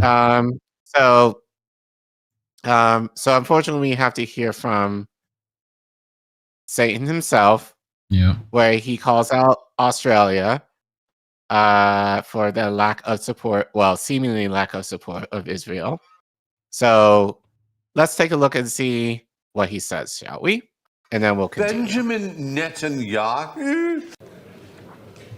Yeah. On August 17th, about 4 months ago, I sent Prime Minister Albanese of Australia a letter in which I gave him warning that the Australian government's policy was promoting and encouraging anti-Semitism in Australia. I wrote, your call for a Palestinian state pours fuel on the anti-Semitic fire. It rewards Hamas terrorism. It emboldens those who menace Australian Jews and encourages the Jew hatred now stalking your streets. Yeah, okay. Anti-Semitism is a cancer. It spreads when leaders stay silent. It retreats when leaders act. I call upon you to replace weakness with action, appeasement with resolve. Instead, Prime Minister, you replaced weakness with weakness and appeasement with more appeasement. Your government did nothing to stop the spread of anti-Semitism in Australia. You did nothing to curb the cancer cells that were growing inside your country. You took no action. You let the disease spread. And the result is the horrific attacks on Jews we saw today. We saw an action of a brave man, turns out a Muslim brave man, and I salute him, that stopped one of these terrorists from killing innocent Jews. But it requires the action of your government, which you're not taking. And you have to, because history will not forgive hesitation and weakness. It will honor action and strength. That's what Israel expects of each of your governments in the West and elsewhere. And you better do what they expect, because the disease spreads, or else. And it will consume you as well. But we are worrying right now about our people, our safety, and we do not remain silent. We fight those who try to annihilate us. They're not only trying to annihilate us, They attack us because they attack the West. In Syria, we saw yesterday 2 American soldiers killed. By what? And 1 American interpreter. By who? Killed as well. Killed because they represent our common culture. Now, as a result of this, Secretary of War Pete Hegseth said the following. He said, "Let it be known that if you target Americans anywhere in the world, you will spend the rest of your brief, anxious life knowing the United States will hunt you, find you, and ruthlessly kill you." We send our condolences to the people of America. And I want to say that our policy is exactly that policy. That's why those who target Israelis, target our soldiers, try to kill them or try to hurt them and wound them, as happened in Gaza yesterday, we take action. What if they're Muslim men trying to protect innocents? I thought you saluted that. What happened? If they're Jews that are doing atrocious killings, that's okay though, huh? Fucking cunt. They will spend the rest of their brief, anxious lives knowing that Israel will hunt them, find them, and ruthlessly dispose of them. Are you fucking That kidding is me? American policy. This is Israel's policy. It's our policy in Gaza, in Lebanon, anywhere around us. We do not sit by and let these killers kill us.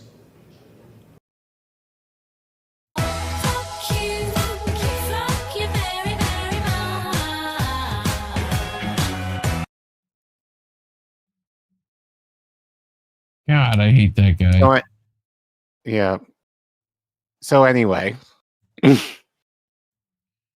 Ugh.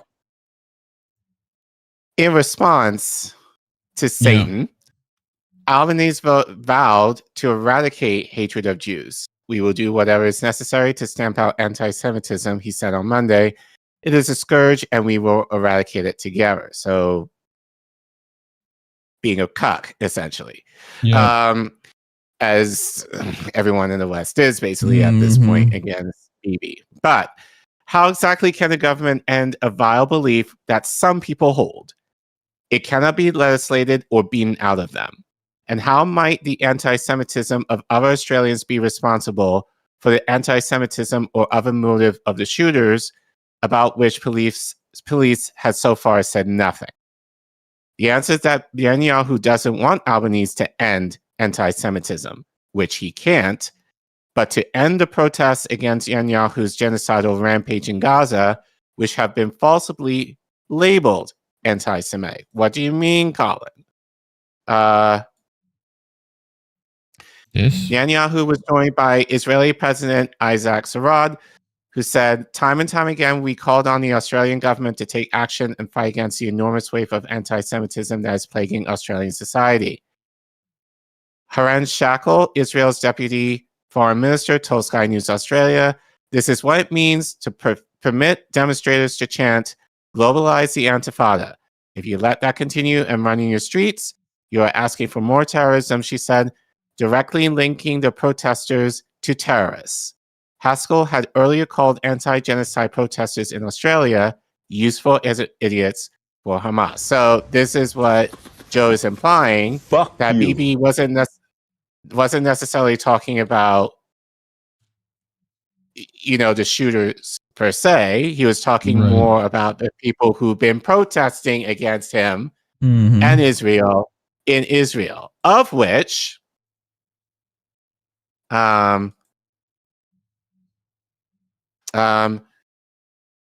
Gillian Segal, Australia's special envoy to combat anti-Semitism, issued an alarming statement blaming anti-genocide protesters for what happened on the beach. She said, this did not come without warning. In Australia, it began on 9th of October 2023 at the Sydney Opera House. We then watched a march across the Sydney Harbour Bridge waving terrorist flags and glorifying extremist leaders. Now death has reached Bondi Beach. These are Australian icons. Targeting them is deliberate. This is not random. It is an attack on Australia. The Opera House protest was the first insignia against Israel's response to October 7th. Police rejected the allegation that there were chants of "gas the Jews" at the protest, even though that falsehood is still repeated, including by the Israeli Deputy Foreign Minister in her Sky News interview. A consortium news Kathy Hogan filmed the Opera House protest, and her video helped police to determine that the chant of "gas the Jews" was not heard. Shout out to Kathy for being there to actually confirm that people were saying shit. Or nothing, rather. The Horror Bridge March was a major protest on August 3rd this year against Israel's genocidal Gaza campaign, with as many as 300,000 people taking action. WikiLeaks founder Julian Assange made a rare appearance on that march. So I think ultimately this is who this is really about. He also recently sued Oslo over their Nobel Peace Prize pick, I think.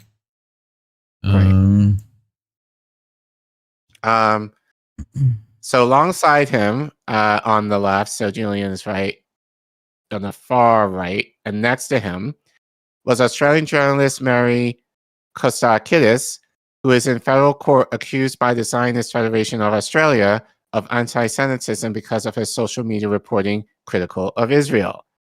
Segal is trying to actually make as many as 300,000 Australians, including Assange and Kostakidis, in effect complicit with the massacre of innocents at Bondi. Segal had already put forward a set of 49 proposals to Albanese in a draconian action plan to combat anti-Semitism that would include increased deportations, cutting off university funding, and censoring media.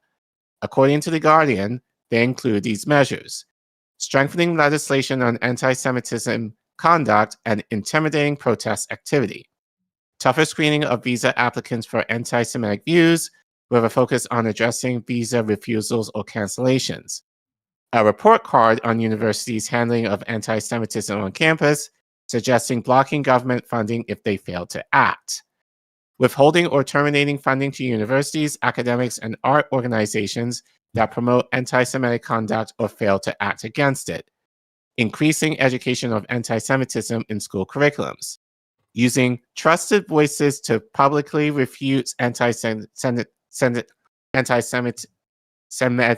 views on social media. Say that, saying anti-Semitic several times. 5 times fast. Right. Yep. A plan to monitor media organizations to avoid accepting false or distorted narratives. What does that mean? Like,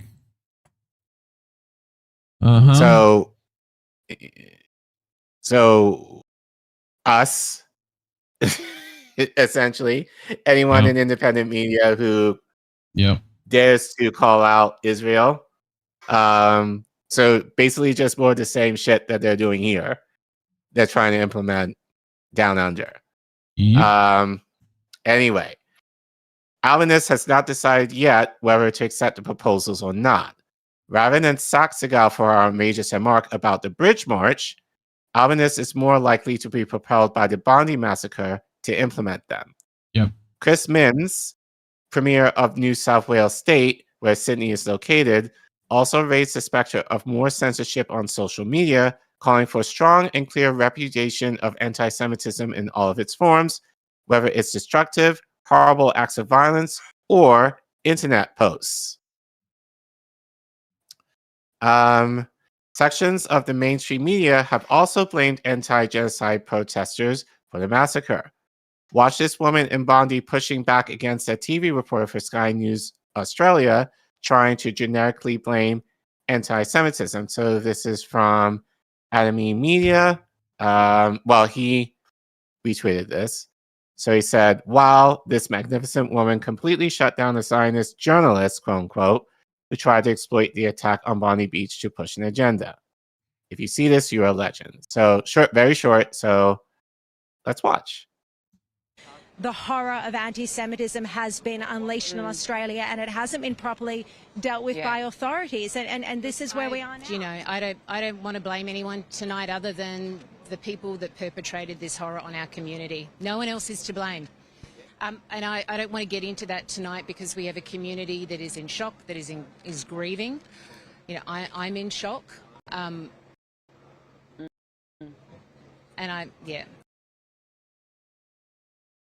So, yep. Shout out to that woman for shutting that journalist down.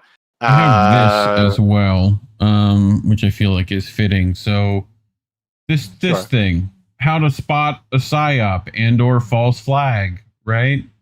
Speed and uniformity. Every news outlet publishing the same nonsense. Influencers publishing the same nonsense, right? Emotions first, facts later, which is what this lady is literally pointing out, right? Like, solution before the problem was a new law, app, or policy waiting in things. Crisis becomes the excuse for a rollout. Follow the benefits. Who gains money, power, or control? Right? Simple heroes and villains. Real life is messy. Psyops make it black and white with a single bad guy and a single savior. So, fits pretty well here, no? Sure. Like, you know, but anyway, next slide, please. Next slide. Thank you. Yeah. The Murdoch-owned Australian blamed demonstrators and universities in an editorial. In Australia, the signs of anti-Semitism have been ominous for a long time. It began with the Sydney Opera House forecourt 2 nights after the October 7th attack. It should have been nipped in the bud then. The ineptitude of officialdom set a pattern for appalling scenes to come. What did we just say? For more than 2 years, about like the same talking points being published? Like, you know, okay, continue. For more than 2 years, the unbridled rise of anti-Semitism ran largely unchecked. On the streets, on university campuses, at the demonstration, complete with Nazi slogans, outside New South Wales Parliament, at Melbourne's Adas Israel Synagogue that was torched. New York Times columnist Bret Stephens, in a column headlined, "Bondi Beach is what globalized the intifada looks like," wrote that the Bondi terrorists were, in essence, getting their instructions from anti-genocide protesters. Stephens said, "Though we'll probably learn more in the weeks ahead about the mindset of Sunday's killers, it's reasonable to surmise that what they thought they were doing was globalizing the intifada. That is, they were taking to heart slogans like resistance is justified and by any means necessary, which have come ubiquitous at anti-Israel rallies the world over." I have never heard of by any means necessary at any protest. So I don't know what he's talking about there. So not to say it hasn't happened, but I personally haven't heard that. I've heard a bunch of Israelis say that shit though. Like, yeah, way to exploit the words of Malcolm X, but whatever. Right. Yes. For many of those who chant those lines, they may seem like abstractions and metaphors, a political attitude in favor of Palestinian freedom rather than a call to kill their presumptive oppressors. But there are always literalists, and it's the literalists who usually believe their ideas should have real-world consequences. On Sunday, those consequences were written in Jewish blood. History tells us that it won't be the last time. What about the consequences written in Palestinian blood? What about that?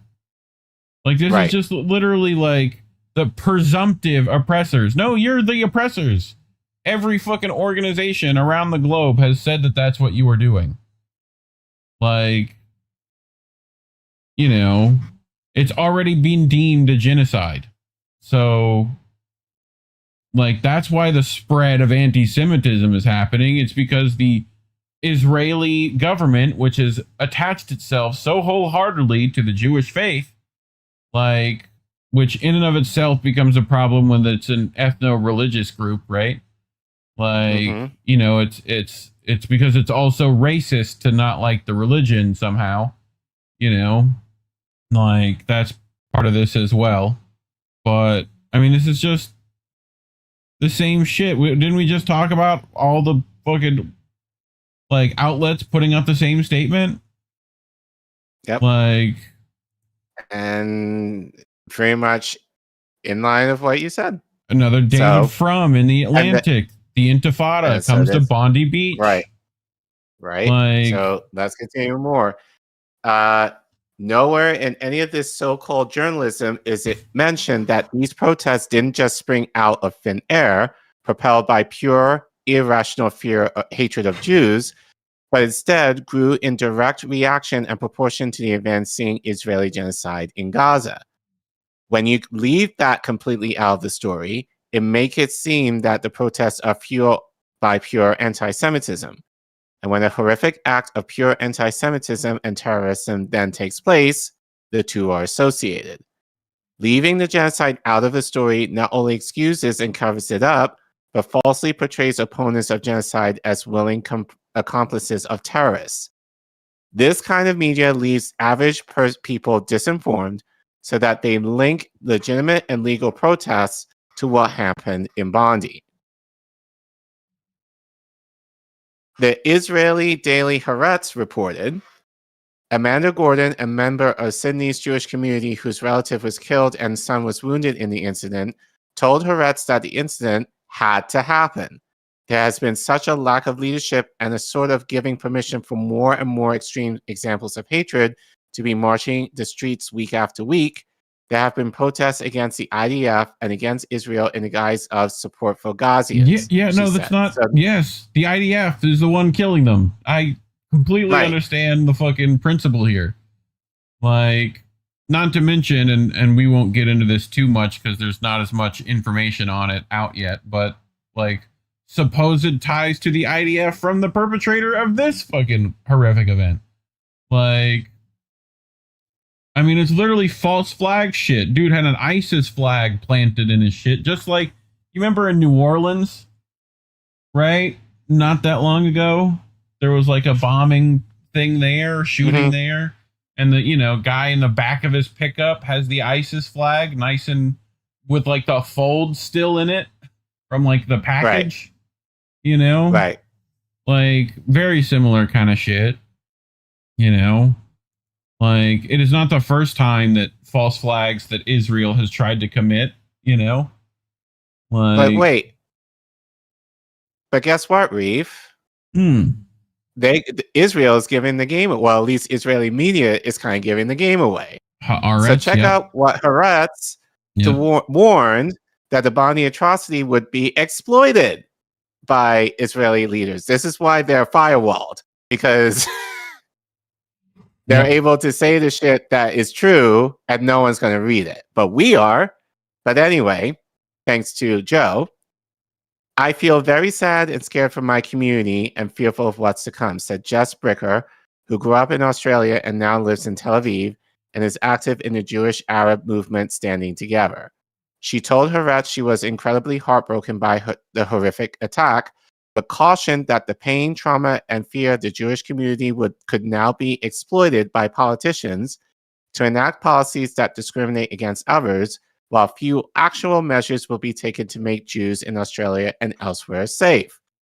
The Israeli government, in its response, chose to actualize her worries and exploit the attack.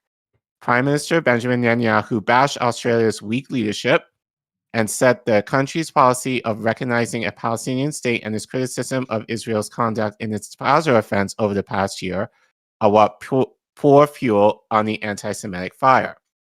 At the same time, on X, Israel's Diaspora Affairs Minister Amichai Kitchiri, shared a post by far-right Dutch politician Geert Wilders about the attack, which included the words, "No more terror, no more killings, no more Islam. What? Enough is enough." What, is that not just pure Islamophobia there? You want to get rid of an entire religion and its group of people? Does that sound familiar to anyone fucking else? Is it just me? Like, okay. The fuck? The fuck are we doing? Like, yeah, it should be right. Yeah. Regardless of the Diaspora Affairs Minister's Islamophobic tweet, an unarmed Muslim man who tackled and, in the same motion, took the rifle away from one of the shooters has complicated the anti-Islam message. Netanyahu had to single him out for praise while mentioning he was a Muslim, as you saw in his clip earlier. Yep. The humble tobacconist from Syria, who has lived in Australia since 2006, said he did not know what came over him to risk his life like that to save other people. In the video above, you'll see, well, we're not going to watch the video because YouTube, but you see as Ahmed does not kill the shooter and then leans the rifle against a tree, raising an arm so that police would not shoot him, except there was no police there to shoot anyone. Another video runs for 10 continuous minutes, shows the attackers on a footbridge firing down at the Hanukkah party. During this time, presumptuously, someone called the police and gave the exact location. We hear sirens in the background. Why didn't the police show up to this location during these 10 minutes? Sound familiar? Yep. A police cruiser is seen driving right by the shooters, seemingly oblivious to what was going on. So there is a clip that RT put out. Again, we're not watching it here because YouTube, but I'm sure you can find it. I'll probably put it in the link. It's linked in the article at the description below. In the article, if you go in the article itself, the link will be in the description. You can read the article and you can find a clip there from RT. So I think it's about 10 minutes long. It's not that graphic, but I'm not going to take that chance here on YouTube. So, but you can watch the lack of response from the police. Again, sound familiar? One witness said he saw 4 police officers watching the shooting without returning fire. Again, you might have thought this was in the US. But to be fair, Australia doesn't get this kind of carnage in the same way that we do here. So they're probably like, oh, what was that? So, but anyways, Haaretz also offered this tidbit in its reporting of the shootings. An Israeli source told Haaretz that in the last few weeks, Israel has received information indicating plans to carry out attacks against Australia's Jewish community, and it suspects that Iran is the one responsible for the attack. In Australia this year, the Australian Security Intelligence Organization, the Domestic Intelligence Service, blamed Iran for being behind the firebombing of a Sydney Jewish restaurant and a Melbourne synagogue. ASIO has now gathered enough credible intelligence to reach a deeply disturbing conclusion, Albanese told reporters at the time. The Iranian government directed at least 2 of these attacks. Iran has sought to disguise its involvement, but ASIO assessed it was behind the attacks. Of course, none of this evidence was ever shared with the public. Australia expelled the Iranian ambassador and broke off diplomatic relations. We might expect to hear something similar after this. Except ASIO said the younger Akram has ties to a local ISIS cell in 2019. There were also reports, unconfirmed by the police, that the shooters hung a black ISIS flag in their vehicle. ISIS and Iran are mortal enemies, so it may be unlikely that Iran had anything to do with this. And ISIS seemingly only attacks its Israeli enemies. Funny how that works. Especially in Syria,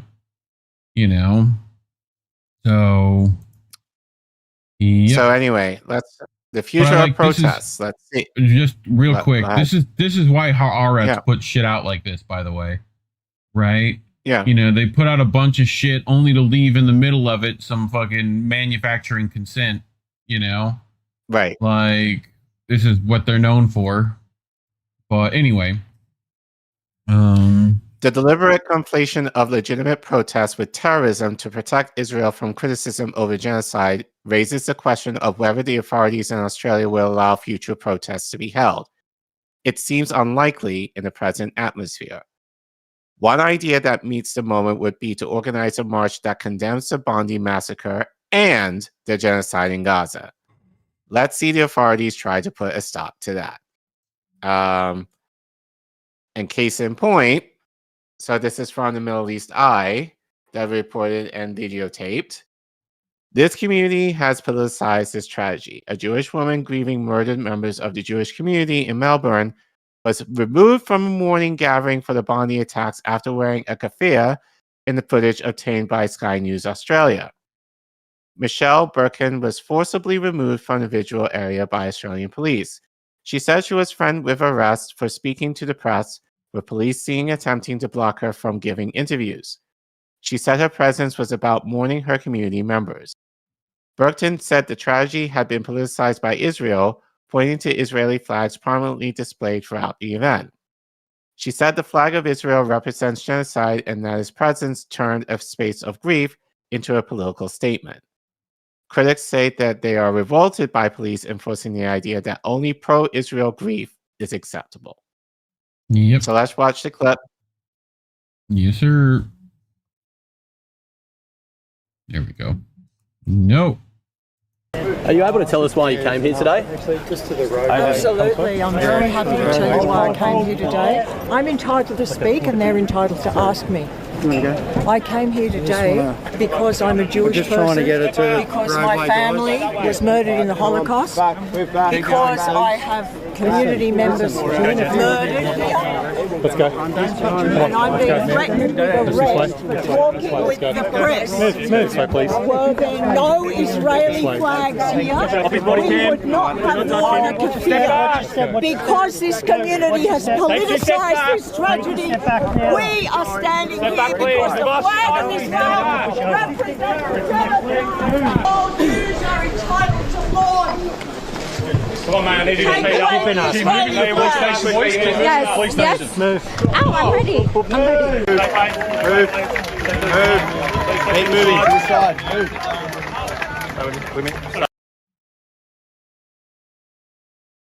So shout out to Michelle speaking truth to power. Yeah. As best she can. So you brought this clip. So Caitlin, obviously she's Australian, so she had quite a bit to say about this. So, and as you said last night, no way to end the segment than to hear from Caitlin herself. So we're going to hear her and her husband Tim share their thoughts given the tragedy. If you name Caitlin, then you know. Yeah. You kind of have an idea of what she's going to say. You probably will have to speed this up because I know it's about 8 minutes long. Okay. But let's hear from what Caitlin says, and we'll end. Australians being massacred shouldn't bother us more than Palestinians being massacred. On March 16th of this year, Reuters published an article titled, "Israeli Strikes Kill 15 People in Gaza Over Past Day, Palestinian Medics Say." Does anyone remember the 15 Palestinians who died on March 16th, 2025? Does that day stand out in anyone's memory as particularly significant in terms of mass murder? No? Same here. I honestly can't remember it at all. This would have been during the tail end of the first fake ceasefire, a couple of days before Trump signed off on Israel resuming its large-scale bombing operations in Gaza.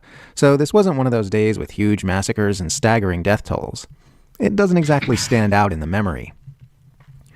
I have no idea who those people were. I don't know their names. I never saw their pictures flashing across my news feed.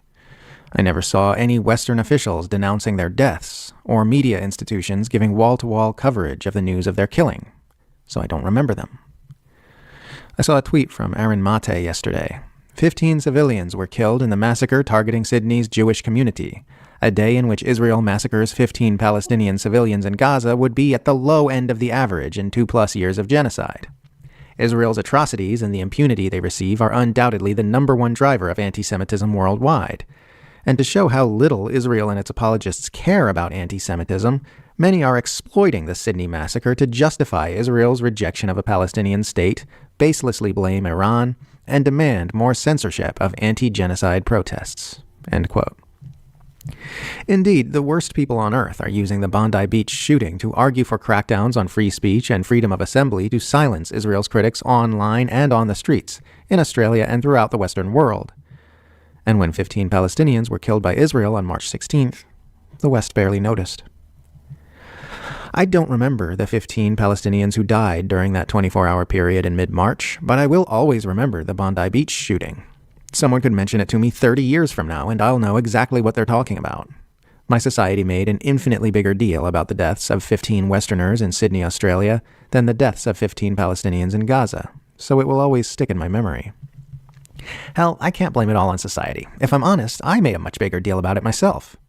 I've felt sick thinking about the shooting ever since it happened, partly because I know it's going to be used to roll out authoritarian measures and stomp out free speech in my country, but also partly because I've felt so bad for those who died and their loved ones. Even after spending 2 years denouncing the way Western society normalizes the murder of Arabs and places more importance on Western lives than Palestinian lives, I'm still basically doing the same thing myself. I'm a damn hypocrite. I wasn't born this way. This was learned behavior. If I had my slate cleaned and could see the world through fresh eyes, it would never occur to me that I and my society would ever see 15 people being murdered in Australia as more significant than 15 people being murdered in Palestine. I would expect them to be viewed as exactly as terrible. And they should be. Palestinians don't love their families any less than Australians do. Australian lives aren't any more significant or valuable than Palestinian lives. There is no valid reason for the world to have focused any less on the 15 people who were killed in Gaza on March 16th than on the 15 people who were murdered on Bondi Beach. But it did. Sunday was an awful, dark day. Hundreds of lives have been directly devastated by this tragedy, thousands more indirectly, and in some ways the nation as a whole has been changed. The trauma will reverberate in the victims' families for generations. The sorrow is palpable and ubiquitous. It's everywhere. In the streets, at the supermarket, there is catastrophe in the air, and people around the world are feeling it. And this is appropriate. This is what 15 deaths ought to feel like. This is what it feels like when you see mass murder inflicted upon a population whose murder hasn't become normalized for you. That's all I've got to offer right now. Just the humble suggestion that every massacre of Palestinians should shake the earth just as much as the Bondi massacre has. Every death toll out of Gaza should hit us just as hard as the death toll out of Sydney did. Feel how hard this hits, and then translate it to the people of Gaza. This is happening there every single day. In trying to get people to care about warmongering and imperialism, what we're really trying to do is get people to widen their circle of compassion to the furthest extent possible. To extend their care for the people around them, to include caring about violence and abuse against people even on the other side of the world, who might not look and speak and live as they do. Maybe even extending it so far as caring about the non-human organisms who share our planet with us.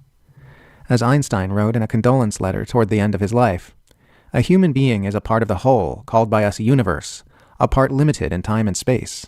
He experiences himself, his thoughts and feelings as something separate from the rest, a kind of optical delusion of his consciousness. This delusion is a kind of prison for us, restricting us to our personal desires and to affection for a few persons nearest to us.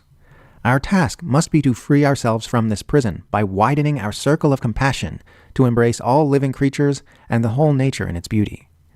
Nobody is able to achieve this completely, but the striving for such achievement is in itself a part of the liberation and a foundation for inner security." End quote.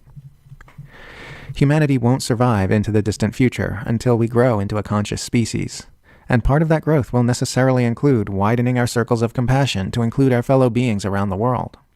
If we can't do that, we're not going to make it. We're too destructive. We hurt each other and our environment too much. We destroy everything around us trying to shore up wealth and resources for ourselves, and it simply is not sustainable. It'll get us all killed eventually. We've got to become better. We've got to become more caring, more emotionally intelligent, less susceptible to the manipulations of propaganda. A society driven by truth and compassion rather than by lies and the pursuit of profit. That's the only way we're making it out of this awkward adolescent transition stage with these large, capable brains still wound up in vestigial evolutionary fear-based conditioning. That's the only way we achieve our true potential and build a healthy world together.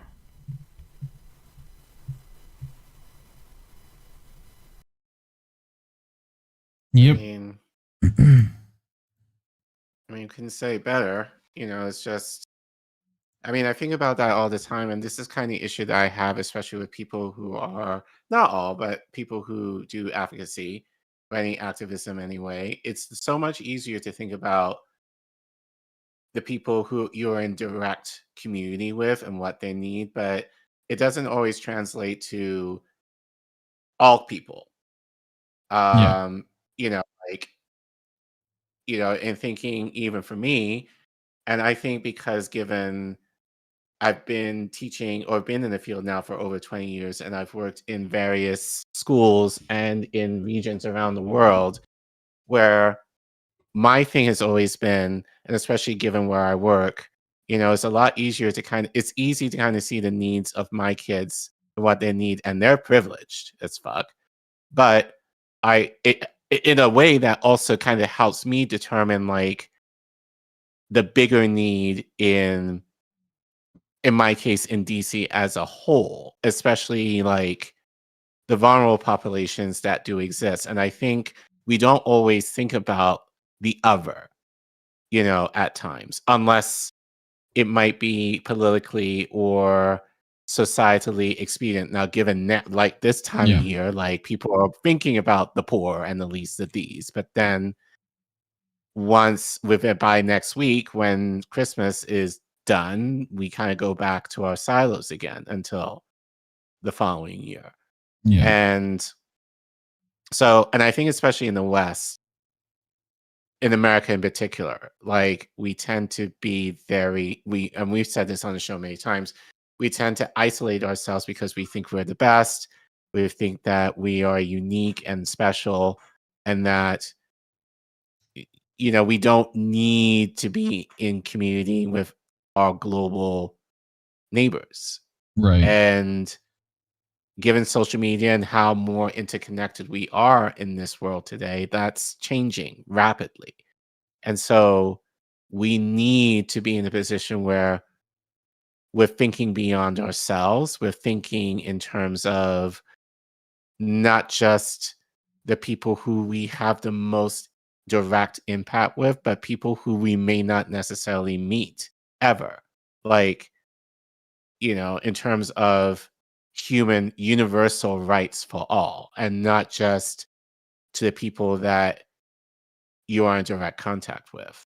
So I do appreciate Caitlin for kind of mentioning that in terms of, and I get it. Again, she's Australian, so obviously this is going to hit a major toll for her, and especially given that gun violence is almost, I wouldn't say non-existent, but it's rare to have something like this happen in Australia. So I'm sure that kind of giving that context, that's why 15, whereas 15 for us might seem like a Tuesday for us. So given that dichotomy, that in of itself is just sucks.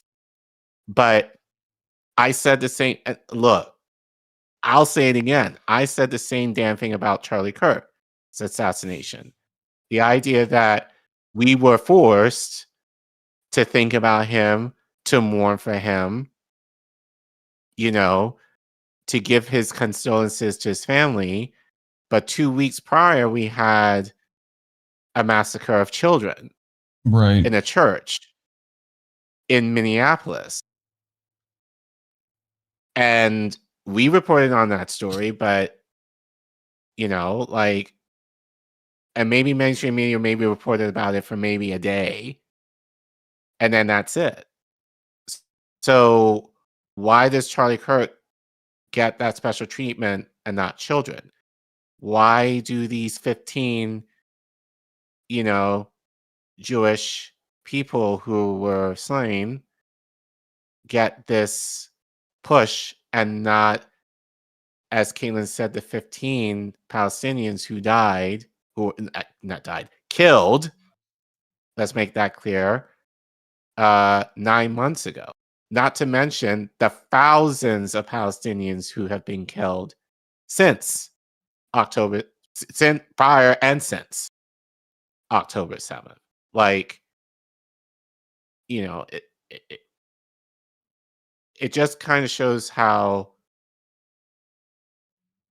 selfish we are and how little we think of the world in terms of the other people that deserve to live. And we don't think about that as much as we probably should. Yep. I'm with you. Makes sense to me. But yeah, I mean, and you were saying? No, Go ahead. I ain't got much else to add, you know? Right. I mean, it sucks. Like, and I think, and you know this because I vent to you all the time about this. It's just, I just get frustrated that how people can be so selfish and just kind of think in their own silos, in their own communities, and not look beyond them to kind of see that there are other people who are suffering. Like, and I say this like in terms of, you know, we talk about, you know, just the partisanship in our politics. It's like, it's very easy, especially among the Democrats too. It's very easy, you know, and I feel like, and this is the issue that I have, not all, but many Democrats, because seemingly they come, at least in my circles, come from a more privileged, or I would say somewhat elitist position, where they feel like, oh, well, I have what I need. I may not enjoy it or like it, like, but what we have right now is good enough. And having to tell people, maybe for you, but not for others who have, regardless of whoever is in office, continue to suffer. Well, they've just bought into the propaganda, you know? Right. But you're not thinking about them. You're thinking about yourself.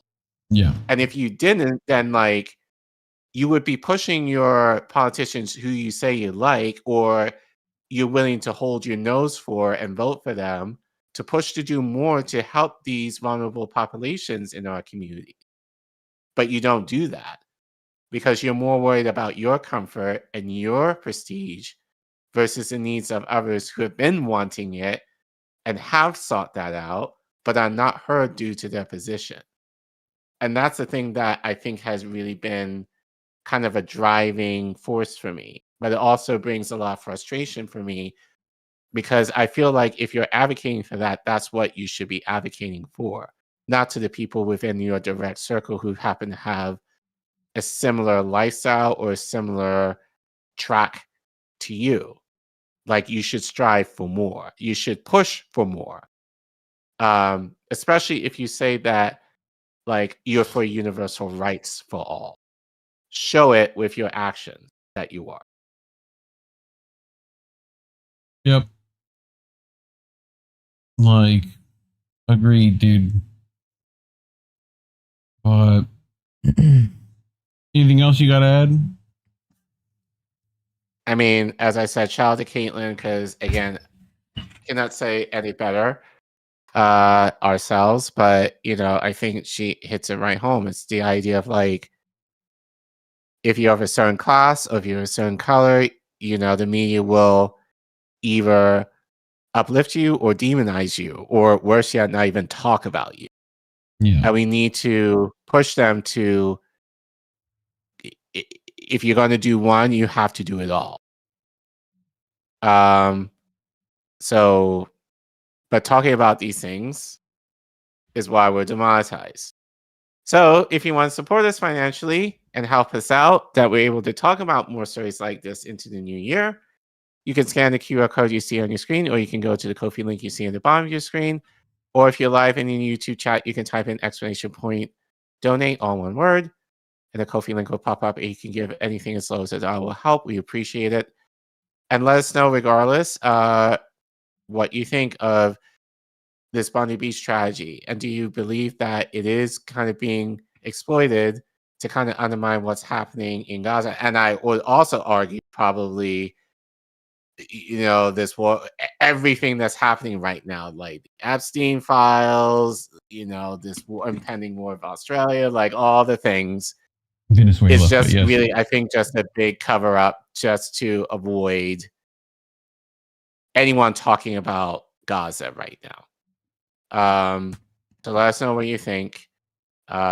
Leave your comments. We do read them, or at least I do, most of them. And thank you for watching.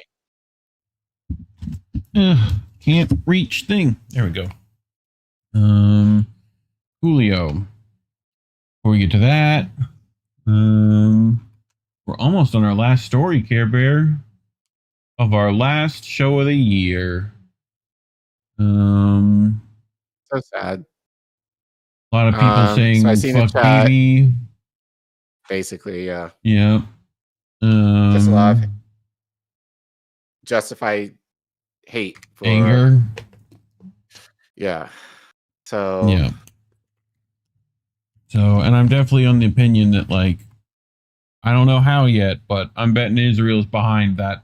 Both things, that and the one at Brown, right? Like, you know, they were waiting for the first night of Hanukkah to do some fucking fake terrorist plots, which they've been caught doing before, right?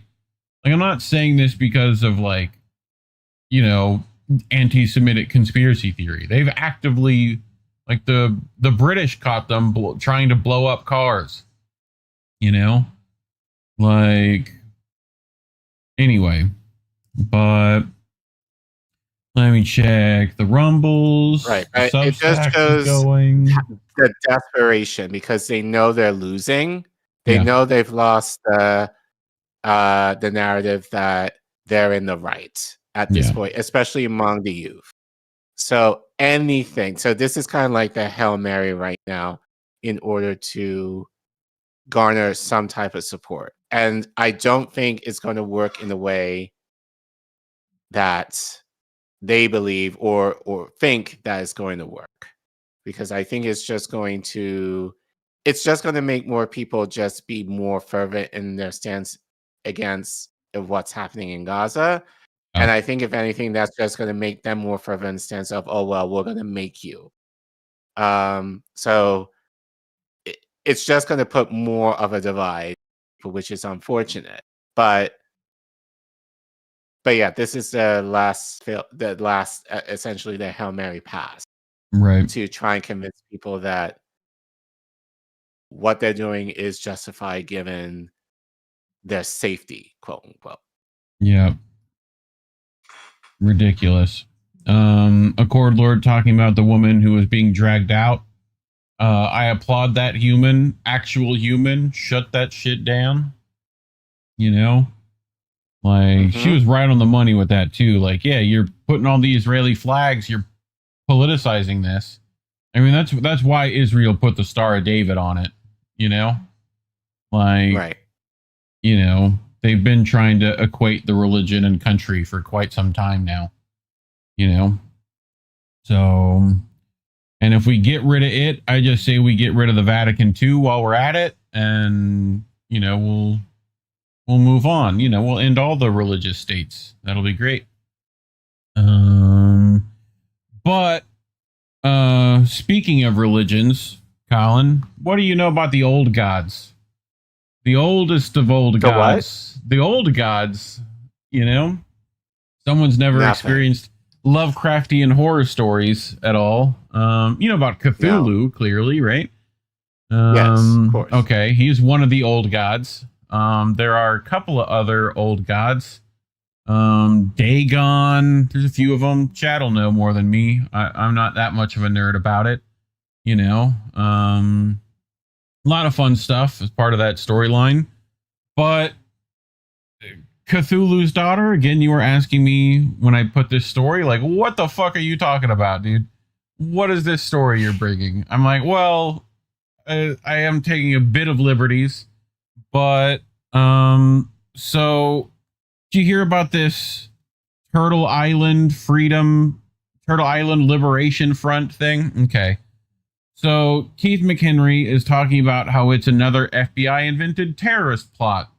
Speaking of terrorist plots, a lot of terror going around.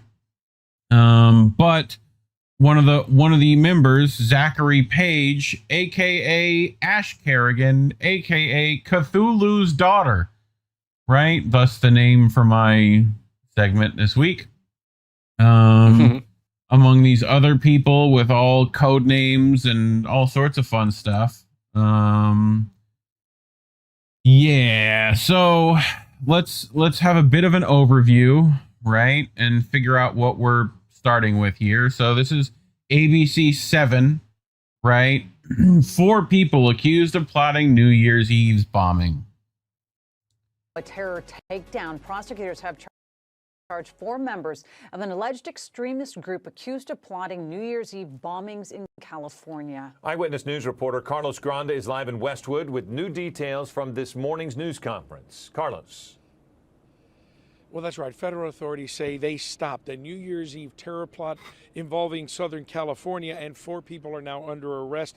The FBI says the suspects had a plan to carry out simultaneous bombings on New Year's Eve using backpacks rigged with improvised explosive devices. Now, here you see some surveillance video. Officials say it's the suspects as they plan to build and test the bombs. This was in Lucerne Valley, and shortly after this video was taken, the suspects were arrested. Now, they're allegedly part of a group called the Turtle Island Liberation Front, and they're identified as Audrey Carroll, Zachary Page, Tina Lay, and Dante Gaffield. Officials would not release any information about the target locations, only saying that they are logistics companies engaged in interstate and commerce. Now, investigators are also looking into online activity connected to the case. An Instagram account known as the Turtle Liberation publicly posted content advocating violence against U.S. officials. And according to the FBI, a recent post called for a revolution and urged supporters to organize and be ready.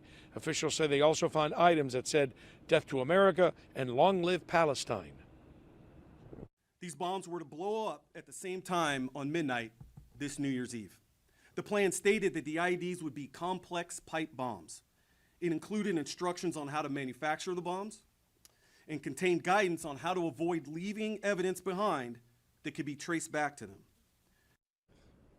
Now, officials say there are more members to this group, but they believe they have arrested all of those who were specifically involved in this New Year's Eve plot.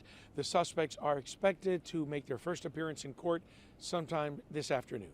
Reporting live from Westwood, I'm Carlos Grande, ABC 7 Eyewitness News. Any questions? Not right now. Cool.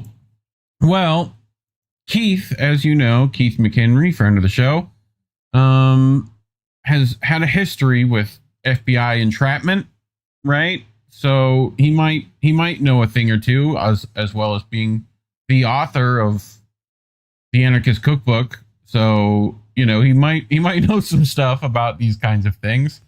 But he writes Audrey Carroll. Hold on, let me get there we go. Audrey Carroll, 30, Zachary Page, 32, Dante Gaffield, 24, and Tina Lai, 41, were arrested in what is likely an FBI-invented terrorist plot. The criminal complaint against the just-formed Turtle Island Liberation Front suggests this was another FBI-invented terrorist attack and that the 4 people arrested were set up. So, no, this way. The FBI used an informant from the beginning and then added an undercover employee so they could disrupt the fake plot they were setting up. The timing of the arrests and massive media attention accusing the newly formed Turtle Island Liberation Front was a leftist, pro-Palestinian, anti-ICE and anti-capitalist terrorist group supports the Trump agenda fears outlined in September 25th's National Security Presidential Memorandum called Countering Domestic Terrorism and Organized Political Violence, where he threw Antifa into this, right? So, and we've talked a bit about Keith McHenry's, thing with this, where they're equating, a lot of these people were connected to Food Not Bombs, and they're trying to equate that group as well. So, it seems very unlikely that the 4 had been arrested would have called any such plot Operation Midnight Sun, and would call themselves Order of the Black Lotus. Are they Zara Larson fans? A never-ending Midnight Sun? No? Order of the Black Lotus. What the fuck? But one could believe the FBI would invent such a name. Or they're just massive weeaboos. One of the two. You know? It appears from the complaint that this plot was initiated by a paid FBI infiltrator, and that both the informant and an FBI agent who graduated from the academy last year guided the defendants through the plot and to the site where the arrest was made. What are the chances that a bomb plot emerged naturally out of a small group chat that a paid informant and undercover agent were both passively members of? So keep an eye on your fucking group chats, people. Based on past FBI invented plots, it is likely that we will learn that the handwritten plans were drafted by the informant, the pebble in the shoe and the buying of bomb-making items on Amazon, and the photograph of the evidence, still life that the authorities are sharing that looks like past frame-ups, also point to an FBI-invented plot. You ready to see this still life that he's talking about? Sure. That one right there, that's the still life. You know? Death to America. Right? All that shit right on there. You know? So we saw a similar evidence still life provided by the FBI in the terrorism arrests of 8 Food Not Bomb volunteers during the Republican National Convention in Minneapolis in 2008. You remember 2008, right? Mm-hmm. So Keith McHenry has direct experience with FBI-invented terrorist plot FBI infiltrator Anna, quote-unquote, Zoe Elizabeth Voss spent time at the Food Not Bombs literature table and kitchen at St. Mark's during the 2004 protest at the Republican National Convention in New York City. A year later, she participated as a medic at the protest against the biotech industry. Zoe Elizabeth Voss, Zach Jensen, Lauren Weiner, Eric McDavid, and I shared the second-floor perch of a Food Not Bombs volunteer home in West Philadelphia each night during the 2005 Food Not Bombs World Gathering. The 4 of them traveled across the country afterwards in a car provided by the FBI to a California ski lodge provided by the FBI. The FBI raided the house, arresting Eric, Zachary, and Ren. Zoe Elizabeth Voss was paid over $65,000 for her role in securing Eric McDavid's 19-year sentence on an FBI-invented terrorism plot. On January 8th, 2015, after he spent 8 years and 360 days in prison, McDavid's conviction was overturned after the prosecution conceded that the Federal Bureau of Investigation had withheld thousands of pages of potentially exculpatory evidence. So this is Elizabeth Voss. You might know her for writing at Consortium right now, I do believe. So shots fired from Keith. Feel free to address those comments to Keith, Consortium, if you're watching. 5 cooks at Occupy Cleveland were arrested by members of the FBI's Joint Terrorism Task Force on April 30th on charges of conspiracy and attempted use of explosive materials to damage physical property affecting interstate commerce. The FBI affidavit makes it clear that the 5 black box anarchists were swept into an FBI sting operation using an agent provocateur and an FBI special agent.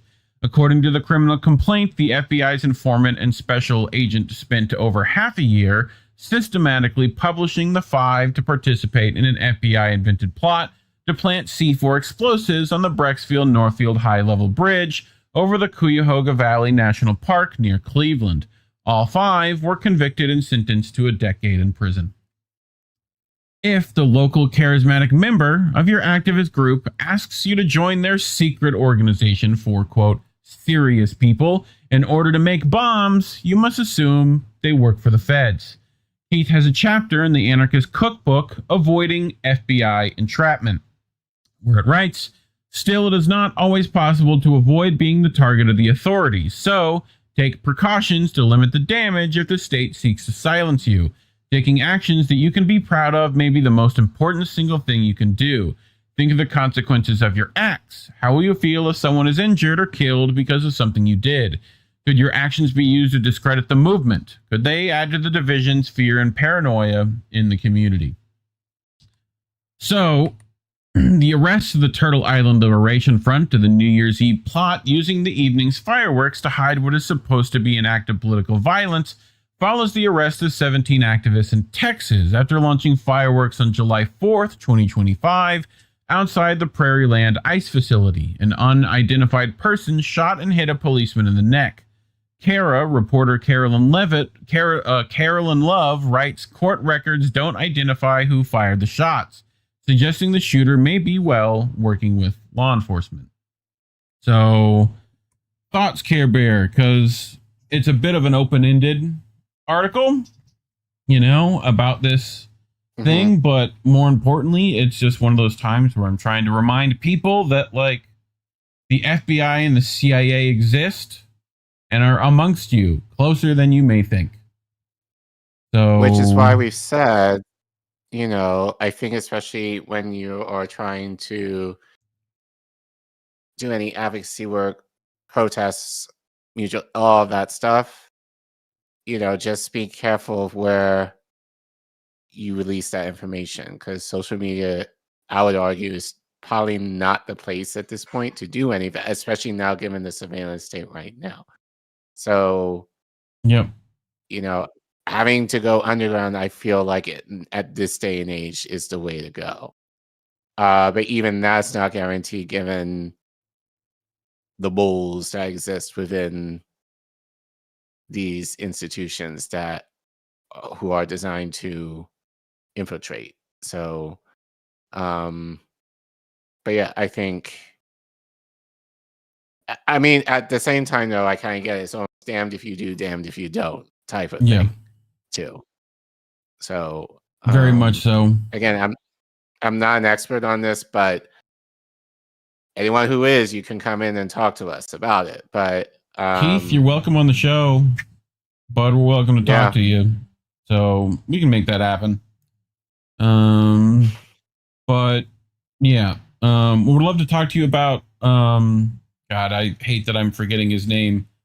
The guy who was killed in was it Georgia or whatever? Right, that was part of Tallahassee food nut bombs. It means turtle in Spanish, right? Tortoise in Spanish. Tortuguita. That's it. So, but you know, I wonder if Keith had known about that kid at all. But yeah, I mean, again, if you're gonna fight the system, you're gonna have to think outside the box. It can escalate things about 1,000 ways to Sunday to you. So, you know, but yeah, talking about these things is why we're demonetized. So you can scan that QR code on your screen, go to co-v.com/Indie News Network if you would like to leave us a few dollary dues and get around that system. But, you know, if you can't do that, just like and subscribe, share the video, and leave a comment. Let me know what you think. And otherwise, thanks for watching. We did it. Chat. Lovecraft was interesting until I learned his cat's name. Then I side-eyed. See, I told you about the cat at the top of the show. Did I not, Care Bear? You know?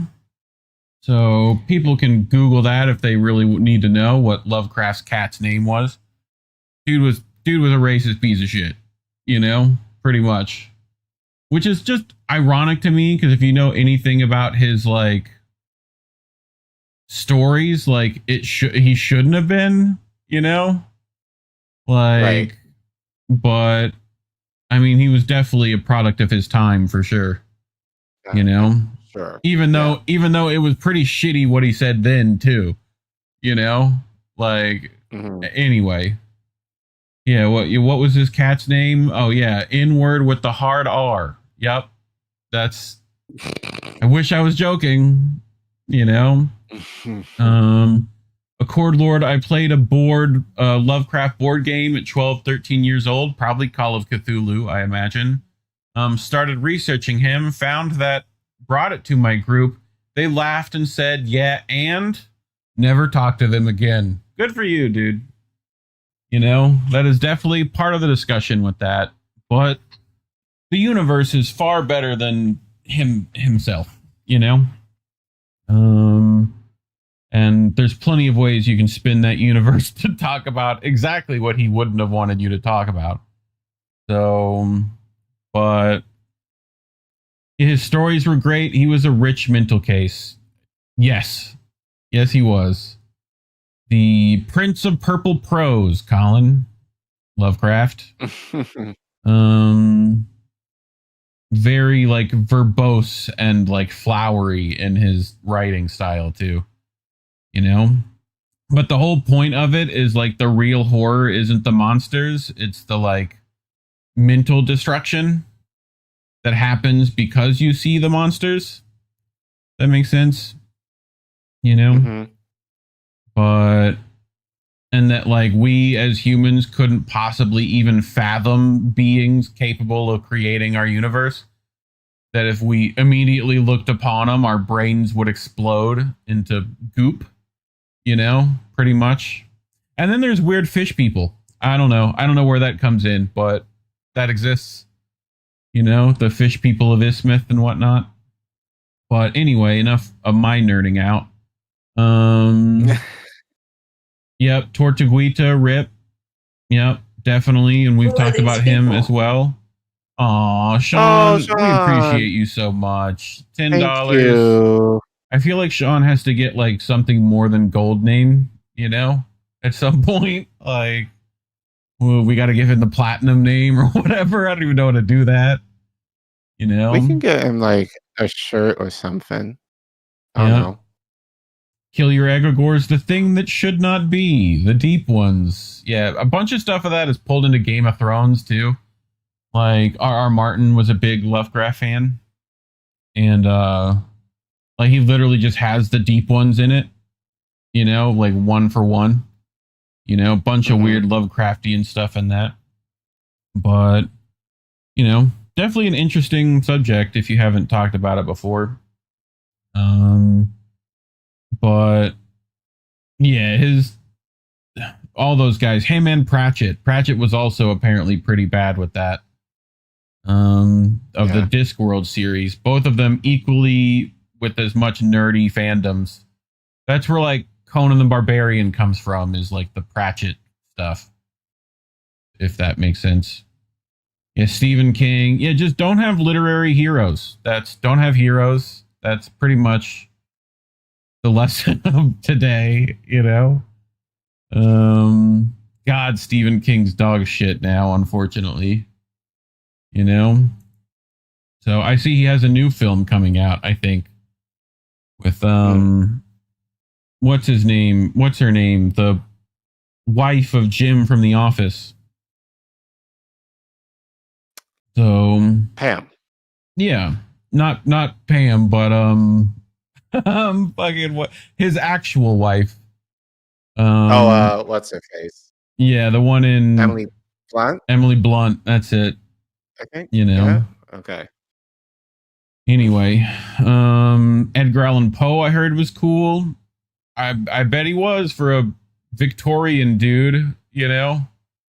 Like, I don't know how cool those guys get, but you know, I mean, I did remember that he died drunk in a, you know, gutter somewhere, and that seems like pretty cool.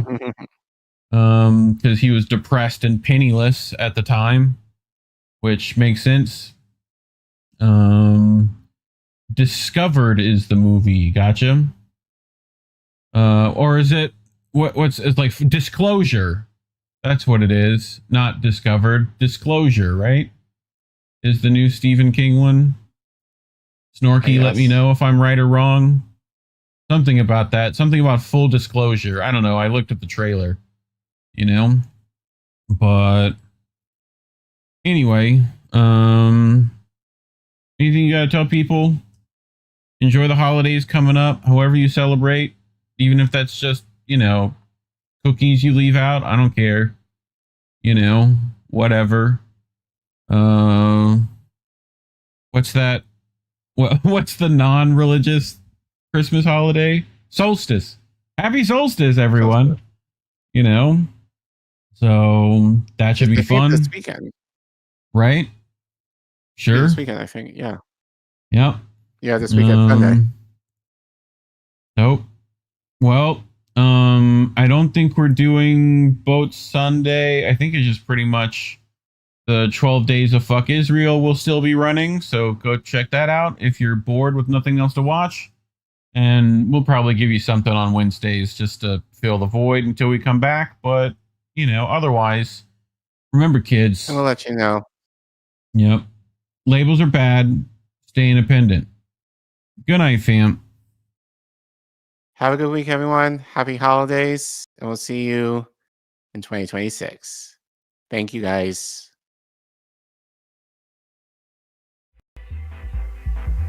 There's a difference between peace and liberation, is there not? You can have have injustice and have peace. Isn't that correct? Peace and be enslaved. Yes. So peace isn't the answer. No. Liberation is the answer.